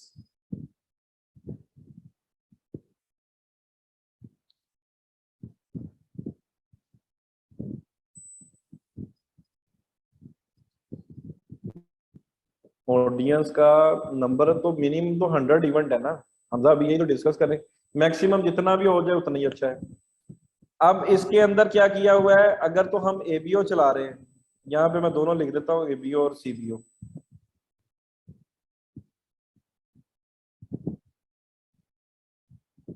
अगर आप एबीओ चला रहे हो तो उसमें आपको ये एक्सक्लूड करना पड़ेगा 7 डेज की ऑडियंसेस जो हमने यहाँ टारगेट की हैं। ये ऊपर वाली तीनों, ये तीनों यहाँ पे एक्सक्लूड हो जाएंगी। ये यहाँ पे जो हमने ये 14 डे वाली यूज की है, ये 30 डेज में यहाँ से एक्सक्लूड हो जाएंगी। किस किस को इसकी समझ आ गई है?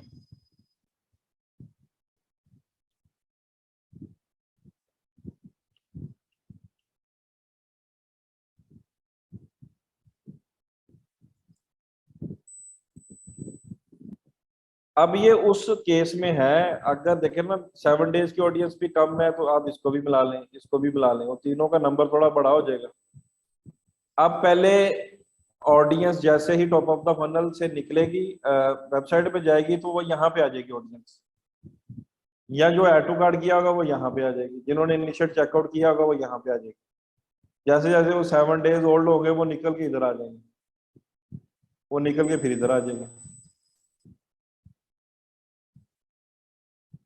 जी एक्सक्लूड वाला, ये वाला जो एक्सक्लूड वाला ऑप्शन है ना, ये वाला, ये जो रेप्लिकेट हो रही है ऑडियंस, यहाँ पे डुप्लीकेट हो रही है ना ये वाली ऑडियंस, इसका हमने अलग से एड सेट बनाया। अब अगर मैं इसी का 14 डेज का बना रहा हूँ तो 7 डेज 7 डेज की तो ऑडियंस यहाँ पे आ गई ना, डुप्लीकेट होगी। तो अगर मैं एबीओ चलाऊंगा तो मुझे फिर इन 7 डेज को निकालना पड़ेगा। View content 7 days, add to cart 7 days, initial checkout 7 days. अब इस सिनेरियो में मुझे 14 डेज के निकालने पड़ेंगे अगले एड सेट में एक्सक्लूड।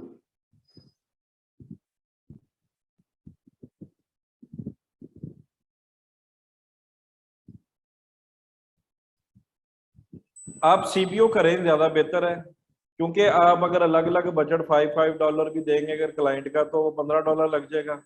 तो आप सीबीओ में $10 पे तीनों एड सेट को दे दें, तो ज्यादा सीबीओ वाली प्रैक्टिस सही है इसके अंदर। अगर यहाँ से वो रिजल्ट आ रहा है, किसी दिन इधर से दे देगा, इधर से आ रहा है तो इधर से दे देगा, अगले दिन इधर से आ रहा है तो इधर से दे देगा।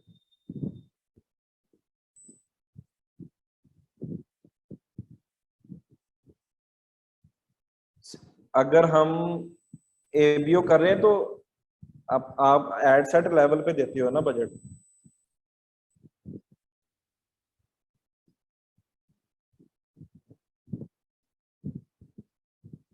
अच्छा, इसमें ये देखिए, ट्राई डिफरेंट ऑफर।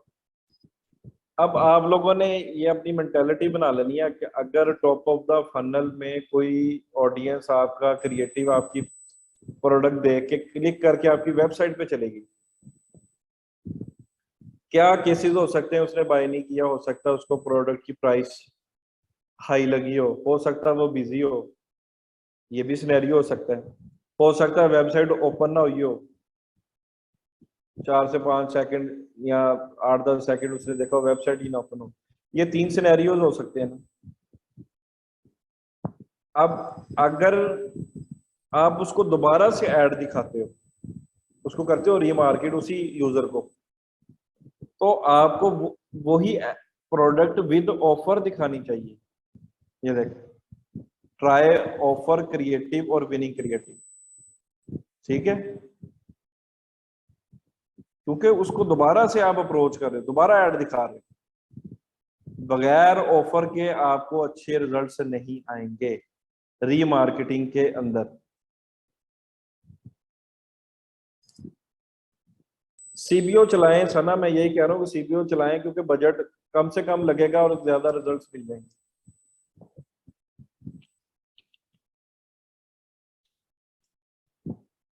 ठीक है, पॉइंट क्लियर हुआ है ना क्रिएटिव का।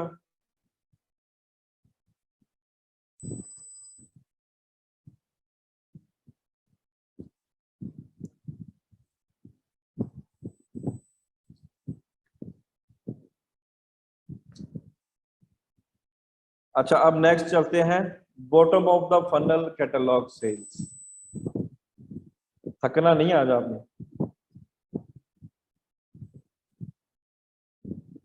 अच्छा, ये जो ऊपर हम बात कर रहे थे, जितनी भी बात की ना हमने ऊपर, जितनी भी बात, वो कन्वर्जन ऑब्जेक्टिव के ऊपर,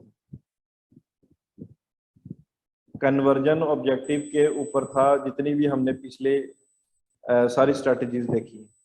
अब ये जो स्ट्रेटजी है बॉटम ऑफ द फनल की, यह है कैटलॉग सेल्स।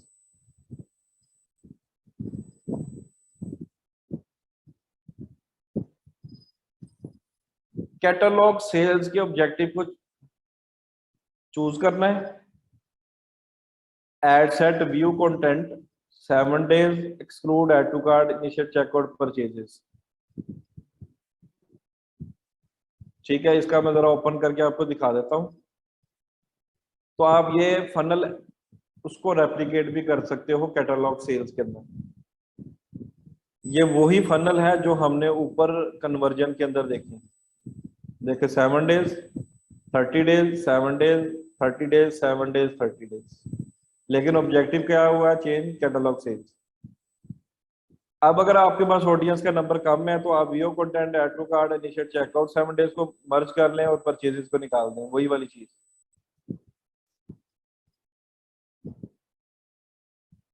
इसका इंटरफेस में एक दफा दिखा देता हूँ।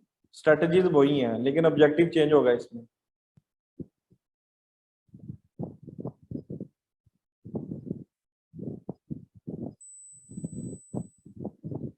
यहां से इसको मैं शिफ्ट करता हूँ कैटलॉग सेल्स के ऊपर। यहां से मैं बजट असाइन कर देता हूँ $5, और मैं यहाँ पे कैंपेन लेवल पे बजट ऑन कर देता हूँ, और मैं अब आता हूँ अपने एड सेट पे। पहले मैं एक जो डुप्लीकेट किया था इसको मैं रिमूव कर दूं।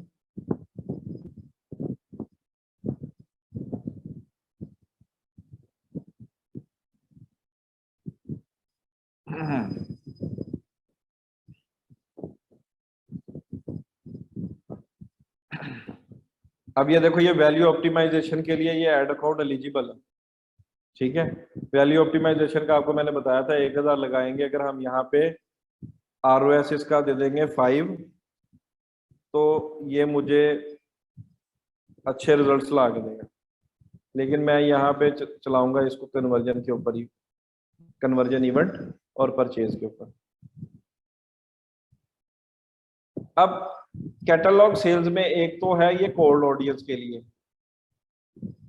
कोल्ड ऑडियंस या टॉप ऑफ द फनल में हम करते हैं prospecting, find prospective customers even if they haven't interacted with your business, ठीक है। तो यहाँ पे आप ऑडियंस नहीं बना सकते। एक हमारे पास ये ऑप्शन है कैटलॉग सेल्स के अंदर। एक है रीटारगेट एड्स का, यहाँ पे मैं क्लिक करूंगा तो मेरे पास ऑप्शंस चेंज होंगे, मेरे पास ऑप्शंस चेंज हो गए। अब मेरे पास 1 2 3 4 ये बिल्ट इन है और ये कस्टम है, ये कस्टम में कोई भी कॉम्बिनेशन बना सकता हूँ। पहले ऑप्शन में क्या कह रहा है, व्यूड और एडिड टू कार्ड। जिसने व्यू भी कर ली, एडिड भी कर ली कार्ड के अंदर, लेकिन खरीदी नहीं, 14 दिन के अंदर जिन्होंने, ठीक है, तो उसकी जो है ये ऑटोमेटिकली कस्टम ऑडियंस बना देगा, हमें कोई ऑडियंस सेक्शन में नहीं बनानी पड़ेगी कैटलॉग सेल्स के थ्रू। क्लियर हुआ पॉइंट?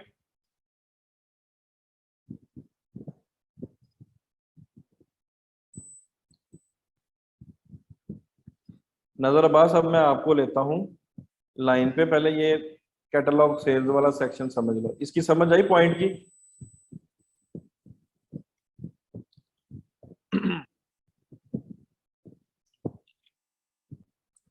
मैं ये कह रहा हूं कि अगर कैटलॉग सेल्स में मैं जाता हूं retarget ads to people who interacted with your products on and off Facebook, यहाँ पे जाके अगर मैं यहाँ से सिलेक्ट कर लेता हूँ, इसको मैं 7 डेज भी कर सकता हूँ, ये देखें, इसको मैं 14 डेज भी कर सकता हूँ, ठीक है, इसको मैं 30 डेज भी कर सकता हूँ।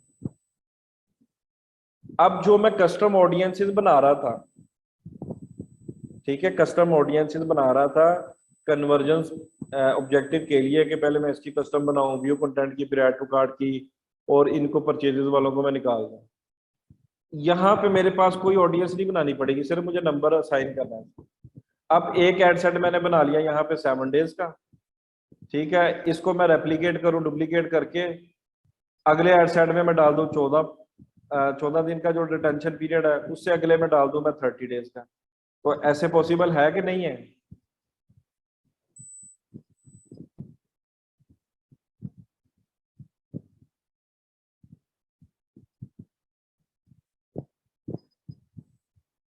ये तो मर्जी है ना मेरी, मैं भी, ये नंबर तो मैं कोई भी असाइन कर सकता ना, नंबर को आप ऊपर नीचे कर सकते हैं। बात समझने की कोशिश करें, पहले हम कस्टम वहां पे ऑडियंस सेक्शन में ऑडियंसेस बना रहे थे, यहाँ पे हमें कस्टम ऑडियंस नहीं बनानी है कैटलॉग सेल्स में, हमने सिर्फ कैटलॉग इंटीग्रेट करनी है, उसके साथ पिक्सल लगाना है, और इवेंट हमारे प्रॉपर फायर हो रहे होते हो, तो हम कैटलॉग सेल्स में आएंगे और आके यहाँ पे ऐड कर देंगे। अब यहाँ पे हमने एक मिस्टेक चेक कर लेनी है अपनी। अब ये देखिए, थर्मल के ऊपर है, जब भी अगर हमने रीमार्केटिंग करनी है तो हमने ऑल प्रोडक्ट्स की करनी है। अब आपको तो नहीं ना पता कि किस प्रोडक्ट के ऊपर किसने व्यू कंटेंट किया है, किसके ऊपर ऐड टू कार्ट किया है, किसने इनिशिएट चेकआउट किया है, आपको तो नहीं पता ना, लेकिन पिक्सल को तो पता है ना। तो जब हम ऑल प्रोडक्ट्स करेंगे तो हम यहाँ से सिलेक्ट कर दिया कि सारी प्रोडक्ट्स के ऊपर हमने ऐड चलाना चाहते हैं, और हम चाहते हैं कि 7 डेज जिन्होंने व्यू कंटेंट या ऐड टू कार्ट किया है उनको ऐड दिखा दो इस एड सेट।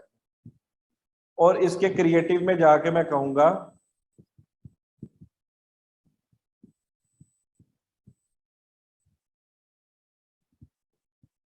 यहां से मैं सिलेक्ट करूंगा कैरोसेल और इसको मैं सिलेक्ट करूंगा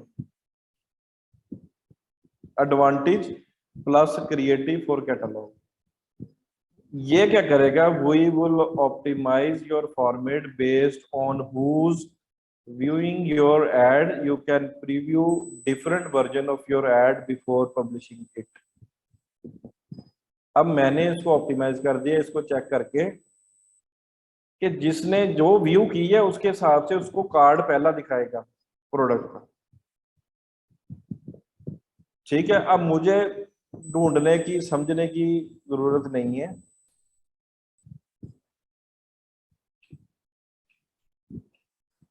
तो ठीक है, मैंने यहां से जस्ट ऑडियंस देनी है और ऑल कलेक्शन ऑल प्रोडक्ट डाल देनी है यहाँ पे, और मैंने यहाँ पे 7 डेज कर लिया और यहाँ पे मैंने इसका कर दिया जनाब डायनेमिक क्रिएटिव को ऑन कर दिया। अब खुद ही ऑप्टिमाइज कर देगा। यहाँ पे मैं उसकी करंट प्राइस डाल दूंगा और यहाँ पे मैं उसका डीप लिंक जो सेंटेक्स आप लोगों को बताया था प्रोडक्ट .url और करली ब्रैकेट्स ये मैं डाल दूंगा, और यहाँ पे वेबसाइट जो होगी https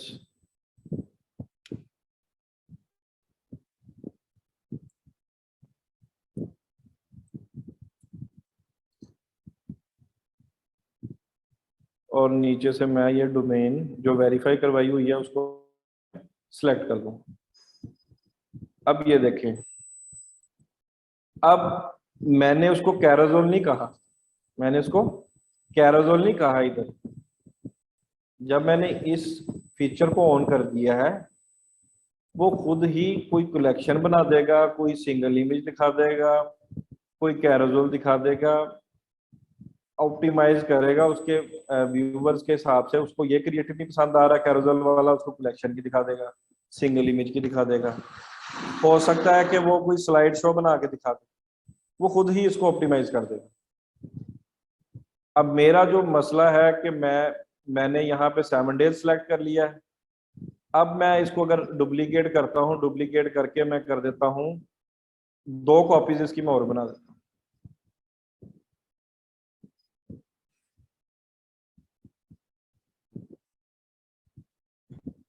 अच्छा, इसके अंदर भी ऑल प्रोडक्ट्स रहने दूंगा मैं, और इसके अंदर मैं इसका रिटेंशन पीरियड कर दूंगा 14 डेज।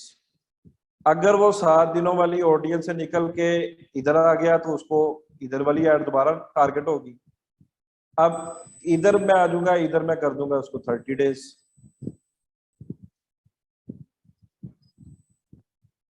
इधर कर दूंगा मैं 30 डेज। तो अब देखें, अगर वो इधर आया नहीं उसने बाई की, ओल्ड हो गया तो वो इसमें आ जाएगा 14 डेज में। यहां से बाई नहीं की तो वो इसमें आ जाएगा। कम से कम 30 दिन तो मेरे पास रहेगा ना रीटारगेटिंग के लिए। वो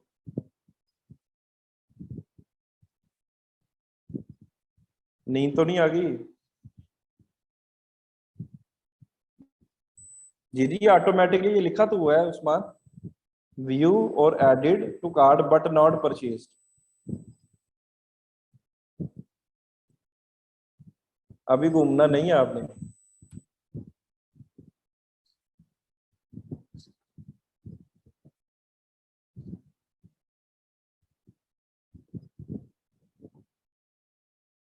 ये मैंने देखे ना सीबीओ दिया है यहाँ पे, मैंने क्या दिया है इधर, सीबीओ दिया है।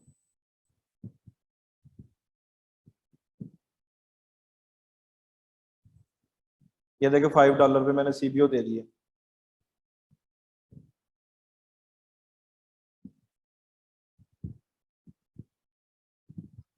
नहीं, कैटलॉग सेल्स आप एबीओ भी चला सकते हो, लेकिन जब आपने ये फनल बनाना है तो उसके लिए देखे ना, बजट अगर $5 भी देंगे $15 पर डे का तो हो जाएगा ना किसी भी एड सेट के लिए। तो मैं आप लोगों को कह रहा हूँ कि मिनिमम से मिनिमम बजट स्पेंड करें।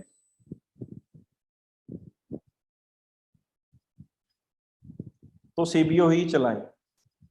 अब यहाँ पे ये मैंने जो क्रिएटिव यहाँ पे मेंशन किया था, यहाँ पे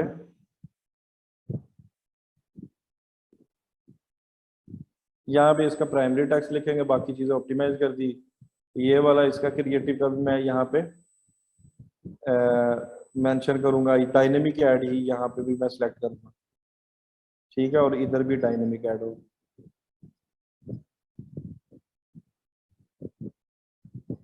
ठीक है, एक ये मेरा फनल बन गया। अच्छा, अब मैं क्या करता हूँ, अब बाकी ऑप्शंस भी एक्सप्लोर कर लेते हैं। अब आप इन चीजों को भूल जाएं, ये जो मैंने अभी बताई ना, इनको कोई 5 मिनट के लिए भूल जाए, नई चीज सीखें। अच्छा, अब ये ऑप्शन तो हो गया,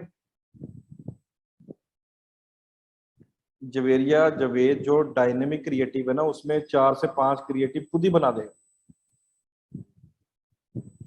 वो हो सकता है उसको शो करवाएगा slide show, collection, catalogue, single image. ये 4 क्रिएटिव वो ऑप्टिमाइज करेगा यूजर के हिसाब से, यूजर किसके ऊपर रिस्पॉन्ड कर रहा है। इसका ये फायदा है।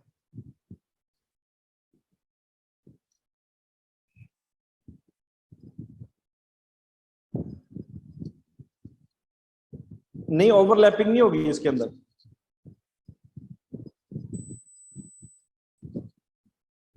अच्छा, ये बात कर रहा है ये कैटलॉग वाली, उसके अंदर फिर आप ये कस्टम कॉम्बिनेशन पे आओगे सजाद। ये इसकी तरफ मैं अभी आ रहा हूं, अभी जरा वेट करो। Add to cart but not purchased. अब ये नेक्स्ट फनल बन गया ना। अब पहले हम कह रहे थे जिन्होंने व्यू भी किया और ऐड टू कार्ट भी किया। अगर आपके पास ऐड टू कार्ट का नंबर ज्यादा तो आप इस ऑब्जेक्टिव को चूज कर सकते हो। इसका जो रिटेंशन पीरियड है वो भी देख लो। अब इस केस में ऐड टू कार्ट के इवेंट 28 दिन के नहीं, ये आप 90 डेज के डाल दो कम से कम, ताकि उसका बड़ा नंबर हो, तभी ये मतलब अच्छा परफॉर्म करे। अब इसके बाद क्या है जी, अपसेल और क्रॉस सेल।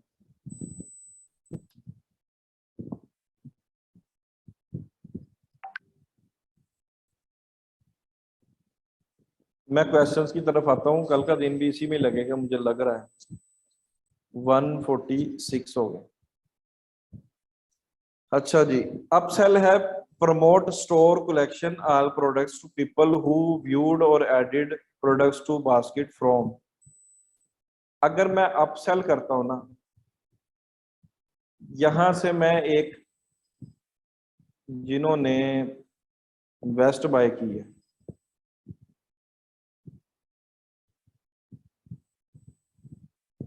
ठीक है जी, अब उनको मैं क्या दिखा रहा हूं, ऑल प्रोडक्ट्स अपनी क्या बेचना चाह रहा हूं, ऑल प्रोडक्ट्स बेचना चाह रहा हूं। किसको बेचना चाह रहा हूं, इसको बेचना चाह रहा हूं।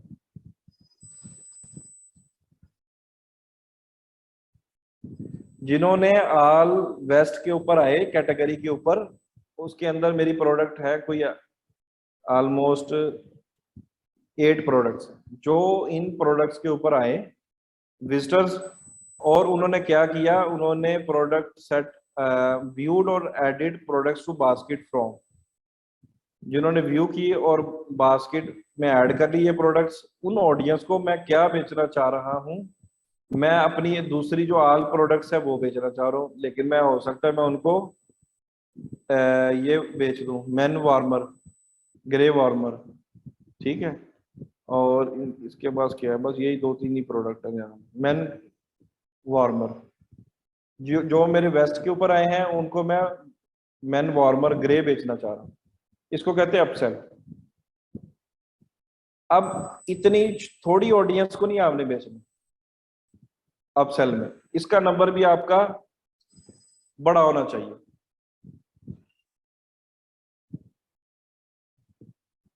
ठीक है, यहां तक समझ आई।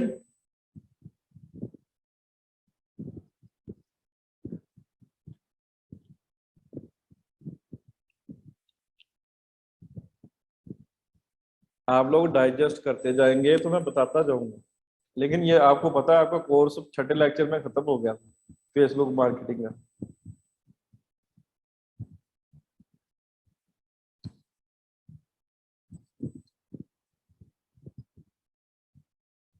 छठे 8वें लेक्चर में ना खत्म हो गया था कोर्स, लेकिन मैं इसको लेके चल रहा हूँ। लेकिन आप लोग अगर डाइजेस्ट करते रहोगे तो मैं आगे चीजें बताता जाऊंगा। 100 लेक्चर्स नहीं है हमारे इस बैच के अंदर, 50 हैं। तो अभी गूगल एड्स और यूट्यूब एड्स, ईमेल मार्केटिंग और अभी फ्रीलांसिंग प्रोफाइल्स, अभी आप लोग कह रहे हो कि ऑर्गेनिक भी सिखा दें, सोशल मीडिया मार्केट मैनेजमेंट भी सिखा दें। जी नमाज का टाइम है, मैं भी क्लास एंड करने के बाद ही पढ़ता हूँ डेली नमाज।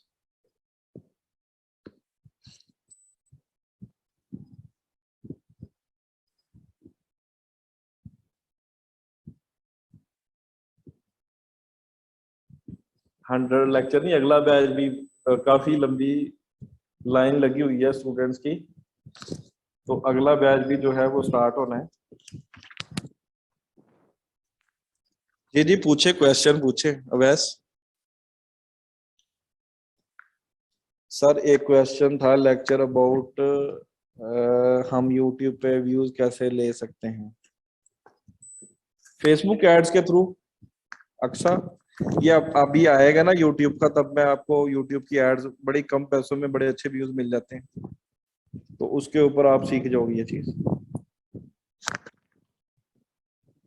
चलो जी अनम्यूट कर देते हैं अवैस को।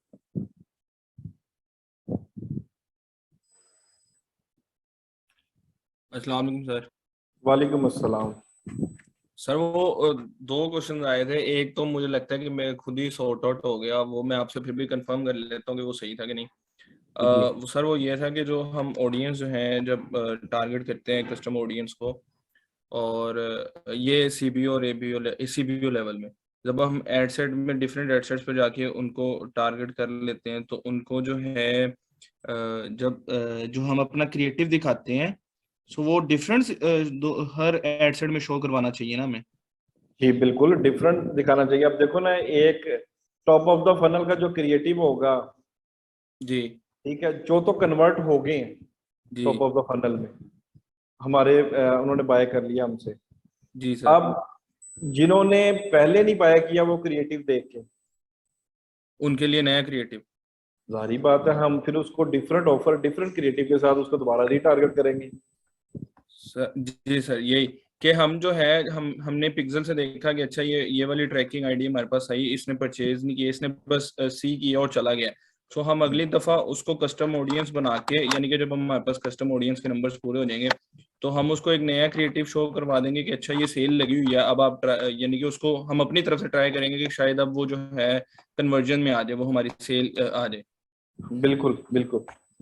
और सर दूसरा ये था, अभी आपने ये 3 एडसेट्स बनाए हुए हैं, और जब हमने इस कैंपेन को हमने सीबीओ बजट दिया है, सर हमने अगर डेली का बजट जो है वो सीबीओ में भी आपने 5 रखा है, हम 15 करेंगे।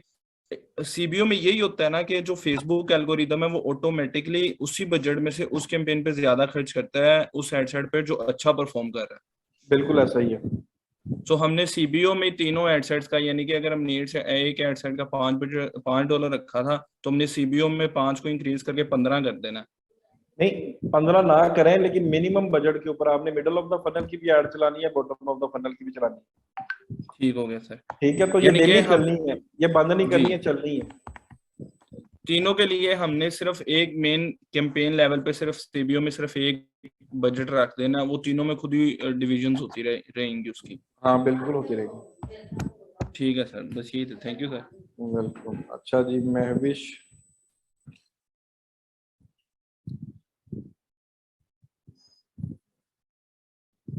जी अस्सलाम वालेकुम सर। वालेकुम सलाम। अभी यास्मीन की दादों की डेथ हो गई है, इन्ना लिल्लाहि व इन्ना इलैहि राजिऊन। ठीक है यास्मीन, आप लीव कर दें, तो आपकी अगर कोई क्वेश्चन हो गए तो कल आपसे क्लास के अंदर हम पूछेंगे।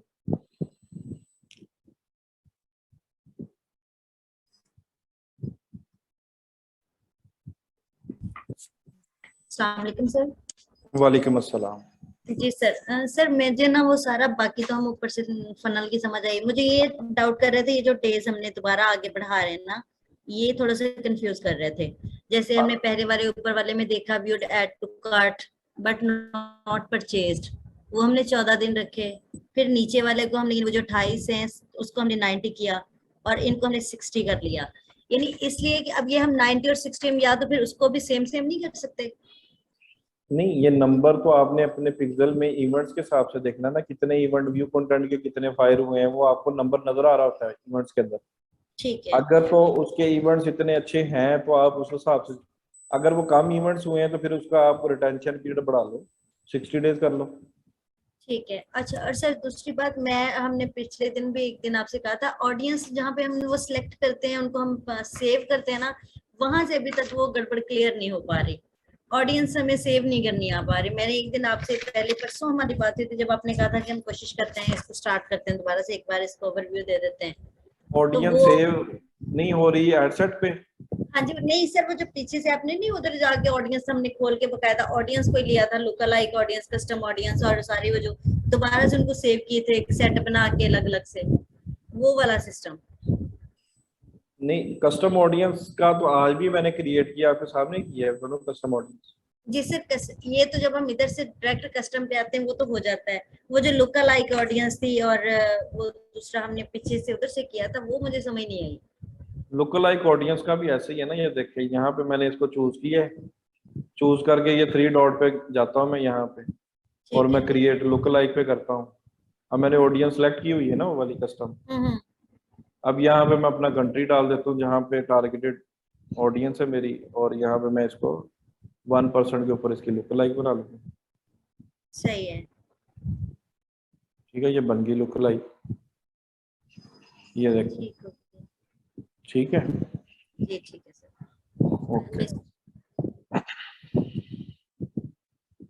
जी। ट्रेनीज किसी और का कोई क्वेश्चन है तो पूछ लें।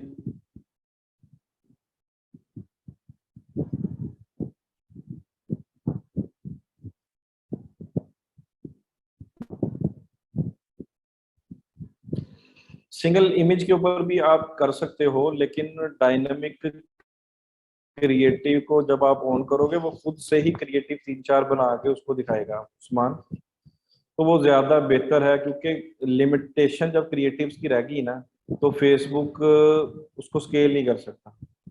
जैसे मैं आपको रिक्वेस्ट कर रहा था कि आप जब एबीओ चला रहे हो ना किसी एड सेट को, इवन के मैसेंजर या ट्रैफिक की एड चला रहे हो, तब भी मैं आपको कह रहा था एक एड सेट के अंदर 2 क्रिएटिव डालो, ताकि उसके पास मैक्सिमम चॉइस तो हो, अगर एक काम नहीं कर रहा वो दूसरे के ऊपर रिजल्ट्स ले आए। तो इसलिए जो है वो डायनेमिक चूज करने से 3-4 क्रिएटिव और डिफरेंट डिफरेंट बनाएगा। वसीम अख्तर।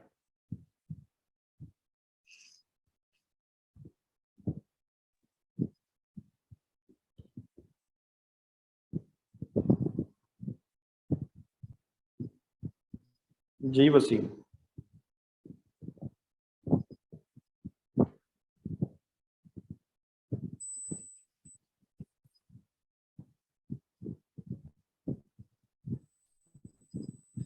वसीम, आपको आवाज आ रही है मेरी?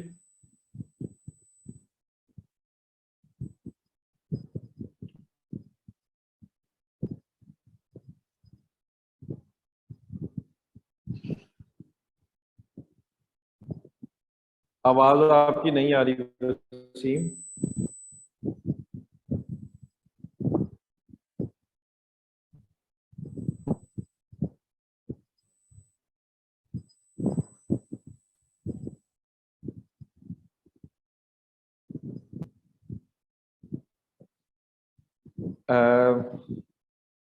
यास्मीन, आप यहाँ पे ना ये मीटिंग का आ रहा होता है ना ऊपर, 3 डॉट बने होते हैं मोर के ऊपर, 3 डॉट के ऊपर आप क्लिक करेंगी तो एंड मीटिंग का होगा, लीव मीटिंग का होगा। तो लीव मीटिंग पे आप क्लिक करेंगी तो आप लीव कर सकते हैं।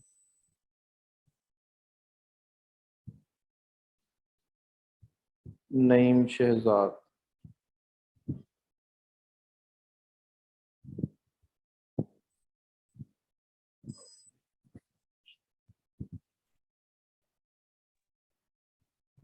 अस्सलाम वालेकुम सर। वालेकुम अस्सलाम। सर कैसे हैं आप? अल्हम्दुलिल्लाह, आप कैसे हो? नहीं, जी सर, शुक्र अल्लाह पाक का। सर मेरा क्वेश्चन वो शुरू से दराज से ही था। तो अगर सर हम दराज का लिंक यूज़ नहीं कर सकते और अगर हमारे पास वेबसाइट भी नहीं है तो जब हम ऐड चलाएंगे तो उसका कॉल टू एक्शन सर फिर क्या रखेंगे हम उसका? उसकी अपनी वेबसाइट बनाए ना अलग से। जी सर। आपको मैंने नहीं जब सर, ये अगर फिलहाल वेबसाइट अभी नहीं है तो फिर क्या व्हाट्सएप पे चला सकते हैं? जैसे व्हाट्सएप पे तो कुछ बिजनेसेस चल रहे होते हैं, हाँ या व्हाट्सएप, मैसेंजर पे वो लोग यूज कर रहे थे। बिल्कुल इन दोनों के ऊपर आप चलाएं, इंस्टाग्राम डायरेक्टली के ऊपर चलाएं। जी सर। ये 3 ऑप्शंस है आपके पास अभी। ठीक है सर। सर फिर वेबसाइट तो फिर लॉन्ग रन का है ना अभी, क्योंकि अभी हाँ तो जस्ट वेबसाइट, स्टार्ट कर रहे हैं ना अभी दराज स्टोर। अभी ठीक दो है, तीन दिनों में सर लाइव हो जाएगी शॉप, और कुछ प्रोडक्ट भी सिलेक्ट किए हैं उन्होंने। तो ठीक होगा, फिलहाल सर फिर हम ये व्हाट्सएप का कॉल टू एक्शन रख के या इंस्टाग्राम डायरेक्ट का रख के चला लेते हैं फिर। बिल्कुल ऐसा ही है। सर जो ऑब्जेक्टिव रखेगा सर वो ट्रैफिक रखेंगे हम? ट्रैफिक, ट्रैफिक में। ट्रैफिक का आप चूज करो और मैसेजेस वाला, इन दोनों को ट्राई करके देख लो, जहां पे अच्छे रिजल्ट्स आते हैं आपको जी सर। मैक्सिमम क्रिएटिव अच्छे तैयार करवाओ। जी सर। इमेज के या वीडियो के जो भी है ना वो अच्छे इंगेजिंग होने चाहिए, उसी के ऊपर आपकी कैंपेन चलेगी। ठीक है sir, thank you sir. Welcome. अच्छा जी, अभी तलहा मुनीर कह रहे हैं।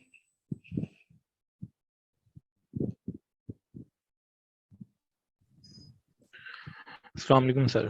वालेकुम अस्सलाम। सर मेरा सवाल लीड्स जनरेशन के हवाले से है। मैंने एक मंथ पहले अभी जब कोर्स स्टार्ट किया था, कुछ दिन बाद मैंने जो आपने पढ़ाया उससे मैंने लीड्स की ना ऐड लगाई थी एक। तो फिर एक वीक के बाद मैंने फिर एक नई कैंपेन बनाई, वो लगाई।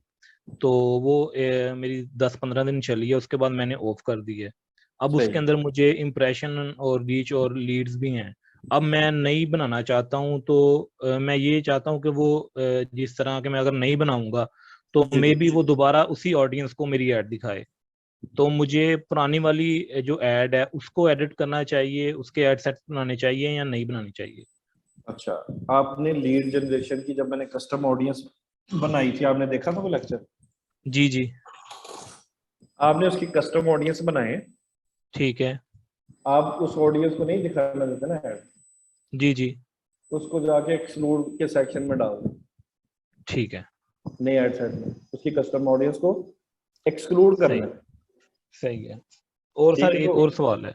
अच्छा, अब इसमें लीड्स में मैं व्हाट्सएप के ऊपर अगर ले गया हूँ, वो ज़्यादा बेहतर है या मैसेंजर के ऊपर उनको बुला के लाऊं? क्योंकि आप थोड़ी देर पहले आप बता रहे थे प्रॉपर्टी के बारे में, मेरा बेसिकली हेयर ट्रांसप्लांट के रिलेटेड है। तो उसमें आप बता रहे थे कि अगर ट्रैफिक की ऐड लेके आते हैं और उसमें कन्वर्सेशन डाल लेते हैं तो एक तो आपकी ब्रांडिंग भी हो जाती है और ऊपर से आपको लीड्स भी मिल जाती हैं।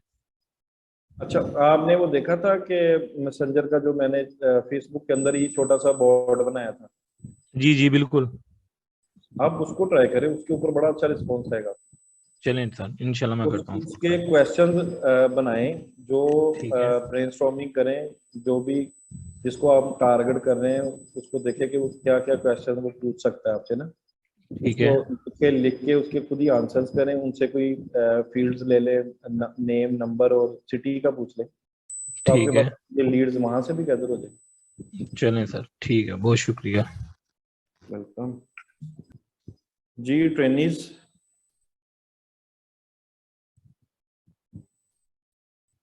अच्छा उबर, अच्छा शुमैम भी बात करना चाह रहा है। सर उबर और क्रीम की एड्स के लिए कौन सा ऑब्जेक्टिव बेहतर रहेगा?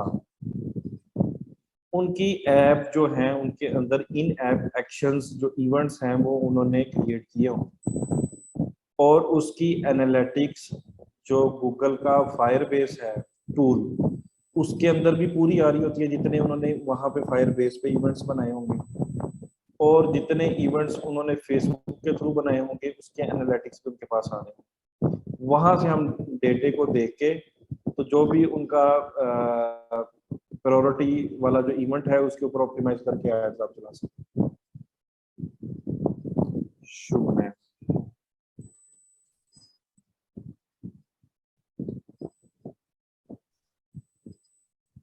अस्सलाम वालेकुम सर, कैसे हैं? वालेकुम अस्सलाम। सर आप अपना वो गूगल डॉक्स ओपन करेंगे, जी वहाँ से कुछ पूछना है।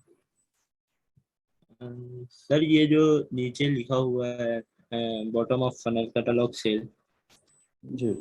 इसमें आप सीबीओ चला रहे हैं तो आप इसमें 7 डेज को भी एक्सक्लूड कर रहे हैं, जबकि आपने ऊपर बोला था जब एबीओ चलाएंगे तब हम 7 डेज को एक्सक्लूड करेंगे।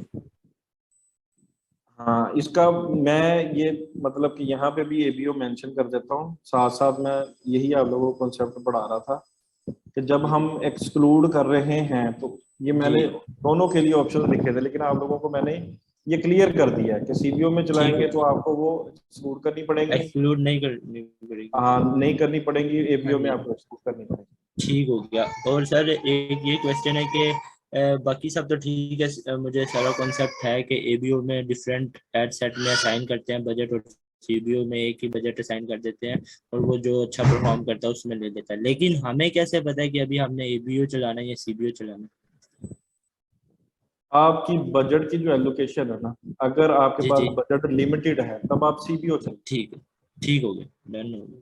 ठीक है, सीबीओ चलाएं और जब मिडल ऑफ द फनल में। ज्यादा है तो, हाँ जी, हाँ, मिडल ऑफ द फनल और बॉटम ऑफ द फनल। ठीक जब हुआ सर। आप लोगों ने क्रिएटिव टेस्टिंग करने होते हैं तब आप एबीओ चलाएं, एबीओ चल रहा है, ओके फाइन। कि उस ऑडियंस के लेवल पे आप बजट असाइन कर रहे हैं। एबीओ के अंदर अगर आप 2 क्रिएटिव टेस्ट कर रहे हो तो वो जी दोनों के जी, ऊपर स्पेंडिंग करेगा कि ये इसके बिल्कुल ऊपर ऐसे ज्यादा क्या रिजल्ट्स आ रहे हैं, इसके ऊपर क्या रिजल्ट्स आ रहे ठीक हो गया, हैं।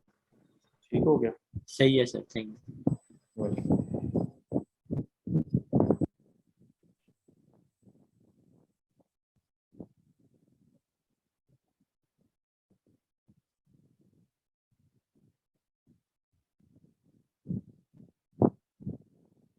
पोस्ट आईडी वाला जो नबीला मैंने यूज किया था, जो हमारा विनिंग क्रिएटिव होता है ना, उसकी हम पोस्ट आईडी उठा के नई कैंपेन के अंदर भी लगा सकते हैं ना। मिडल ऑफ द फनल की कैंपेन के अंदर मैं विनिंग क्रिएटिव लगा दूं, पॉसिबल है।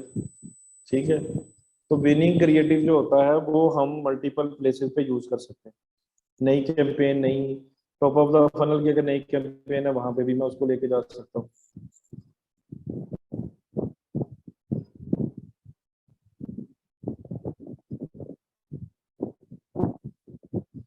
हाँ, एबीओ किसी एक कैंपेन में 5 एबीओ के एड सेट भी बन सकते हैं, लेकिन अलग अलग भी बन सकते हैं। हर कैंपेन में एक एबीओ भी बना सकते हैं।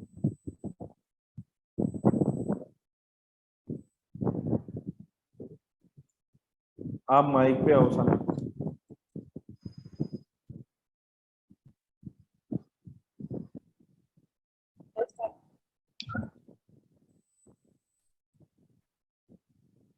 जी सना।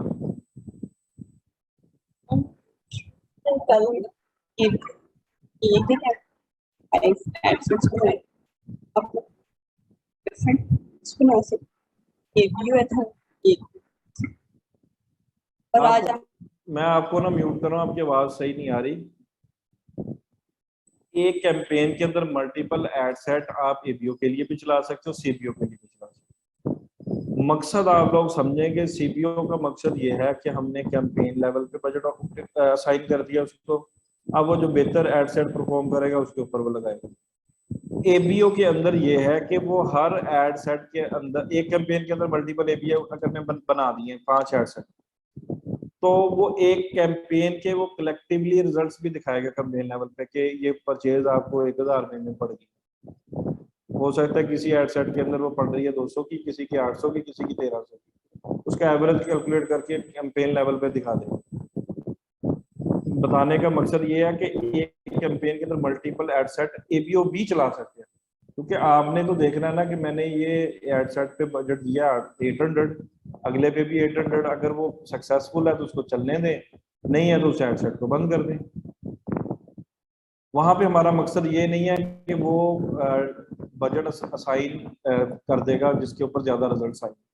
वहां पे ये है वो हम एंटायर 24 आवर के लिए उस एड सेट को बजट असाइन करें, वो उसने स्पेंड करना ही करना। जी नजर अब्बास। उस्मान, मैं तो चाह रहा था कि ये मतलब कि जल्दी खत्म हो जाए, लेकिन अब आप लोगों के क्वेश्चंस हैं तो इसलिए फेसबुक के मॉड्यूल को टाइम लग रहा है। अस्सलाम वालेकुम जी सर। नजर वालेकुम अस्सलाम। अच्छा सर, ये मुझे पूछना था कि जैसे ये एबीओ में हमने ऑडियंस बनाए हुए हैं 7 डेज के और 30 डेज के फिर बनाए, और उसमें 7 डेज जो हैं वो एक्सक्लूड कर दिए हैं। तो अगर यही सेम एबीओ वाले ऑडियंस अगर हम सीबीओ में यूज कर लें तो मतलब और ऑडियंस नहीं हम क्रिएट करते, यही सेम वाले यूज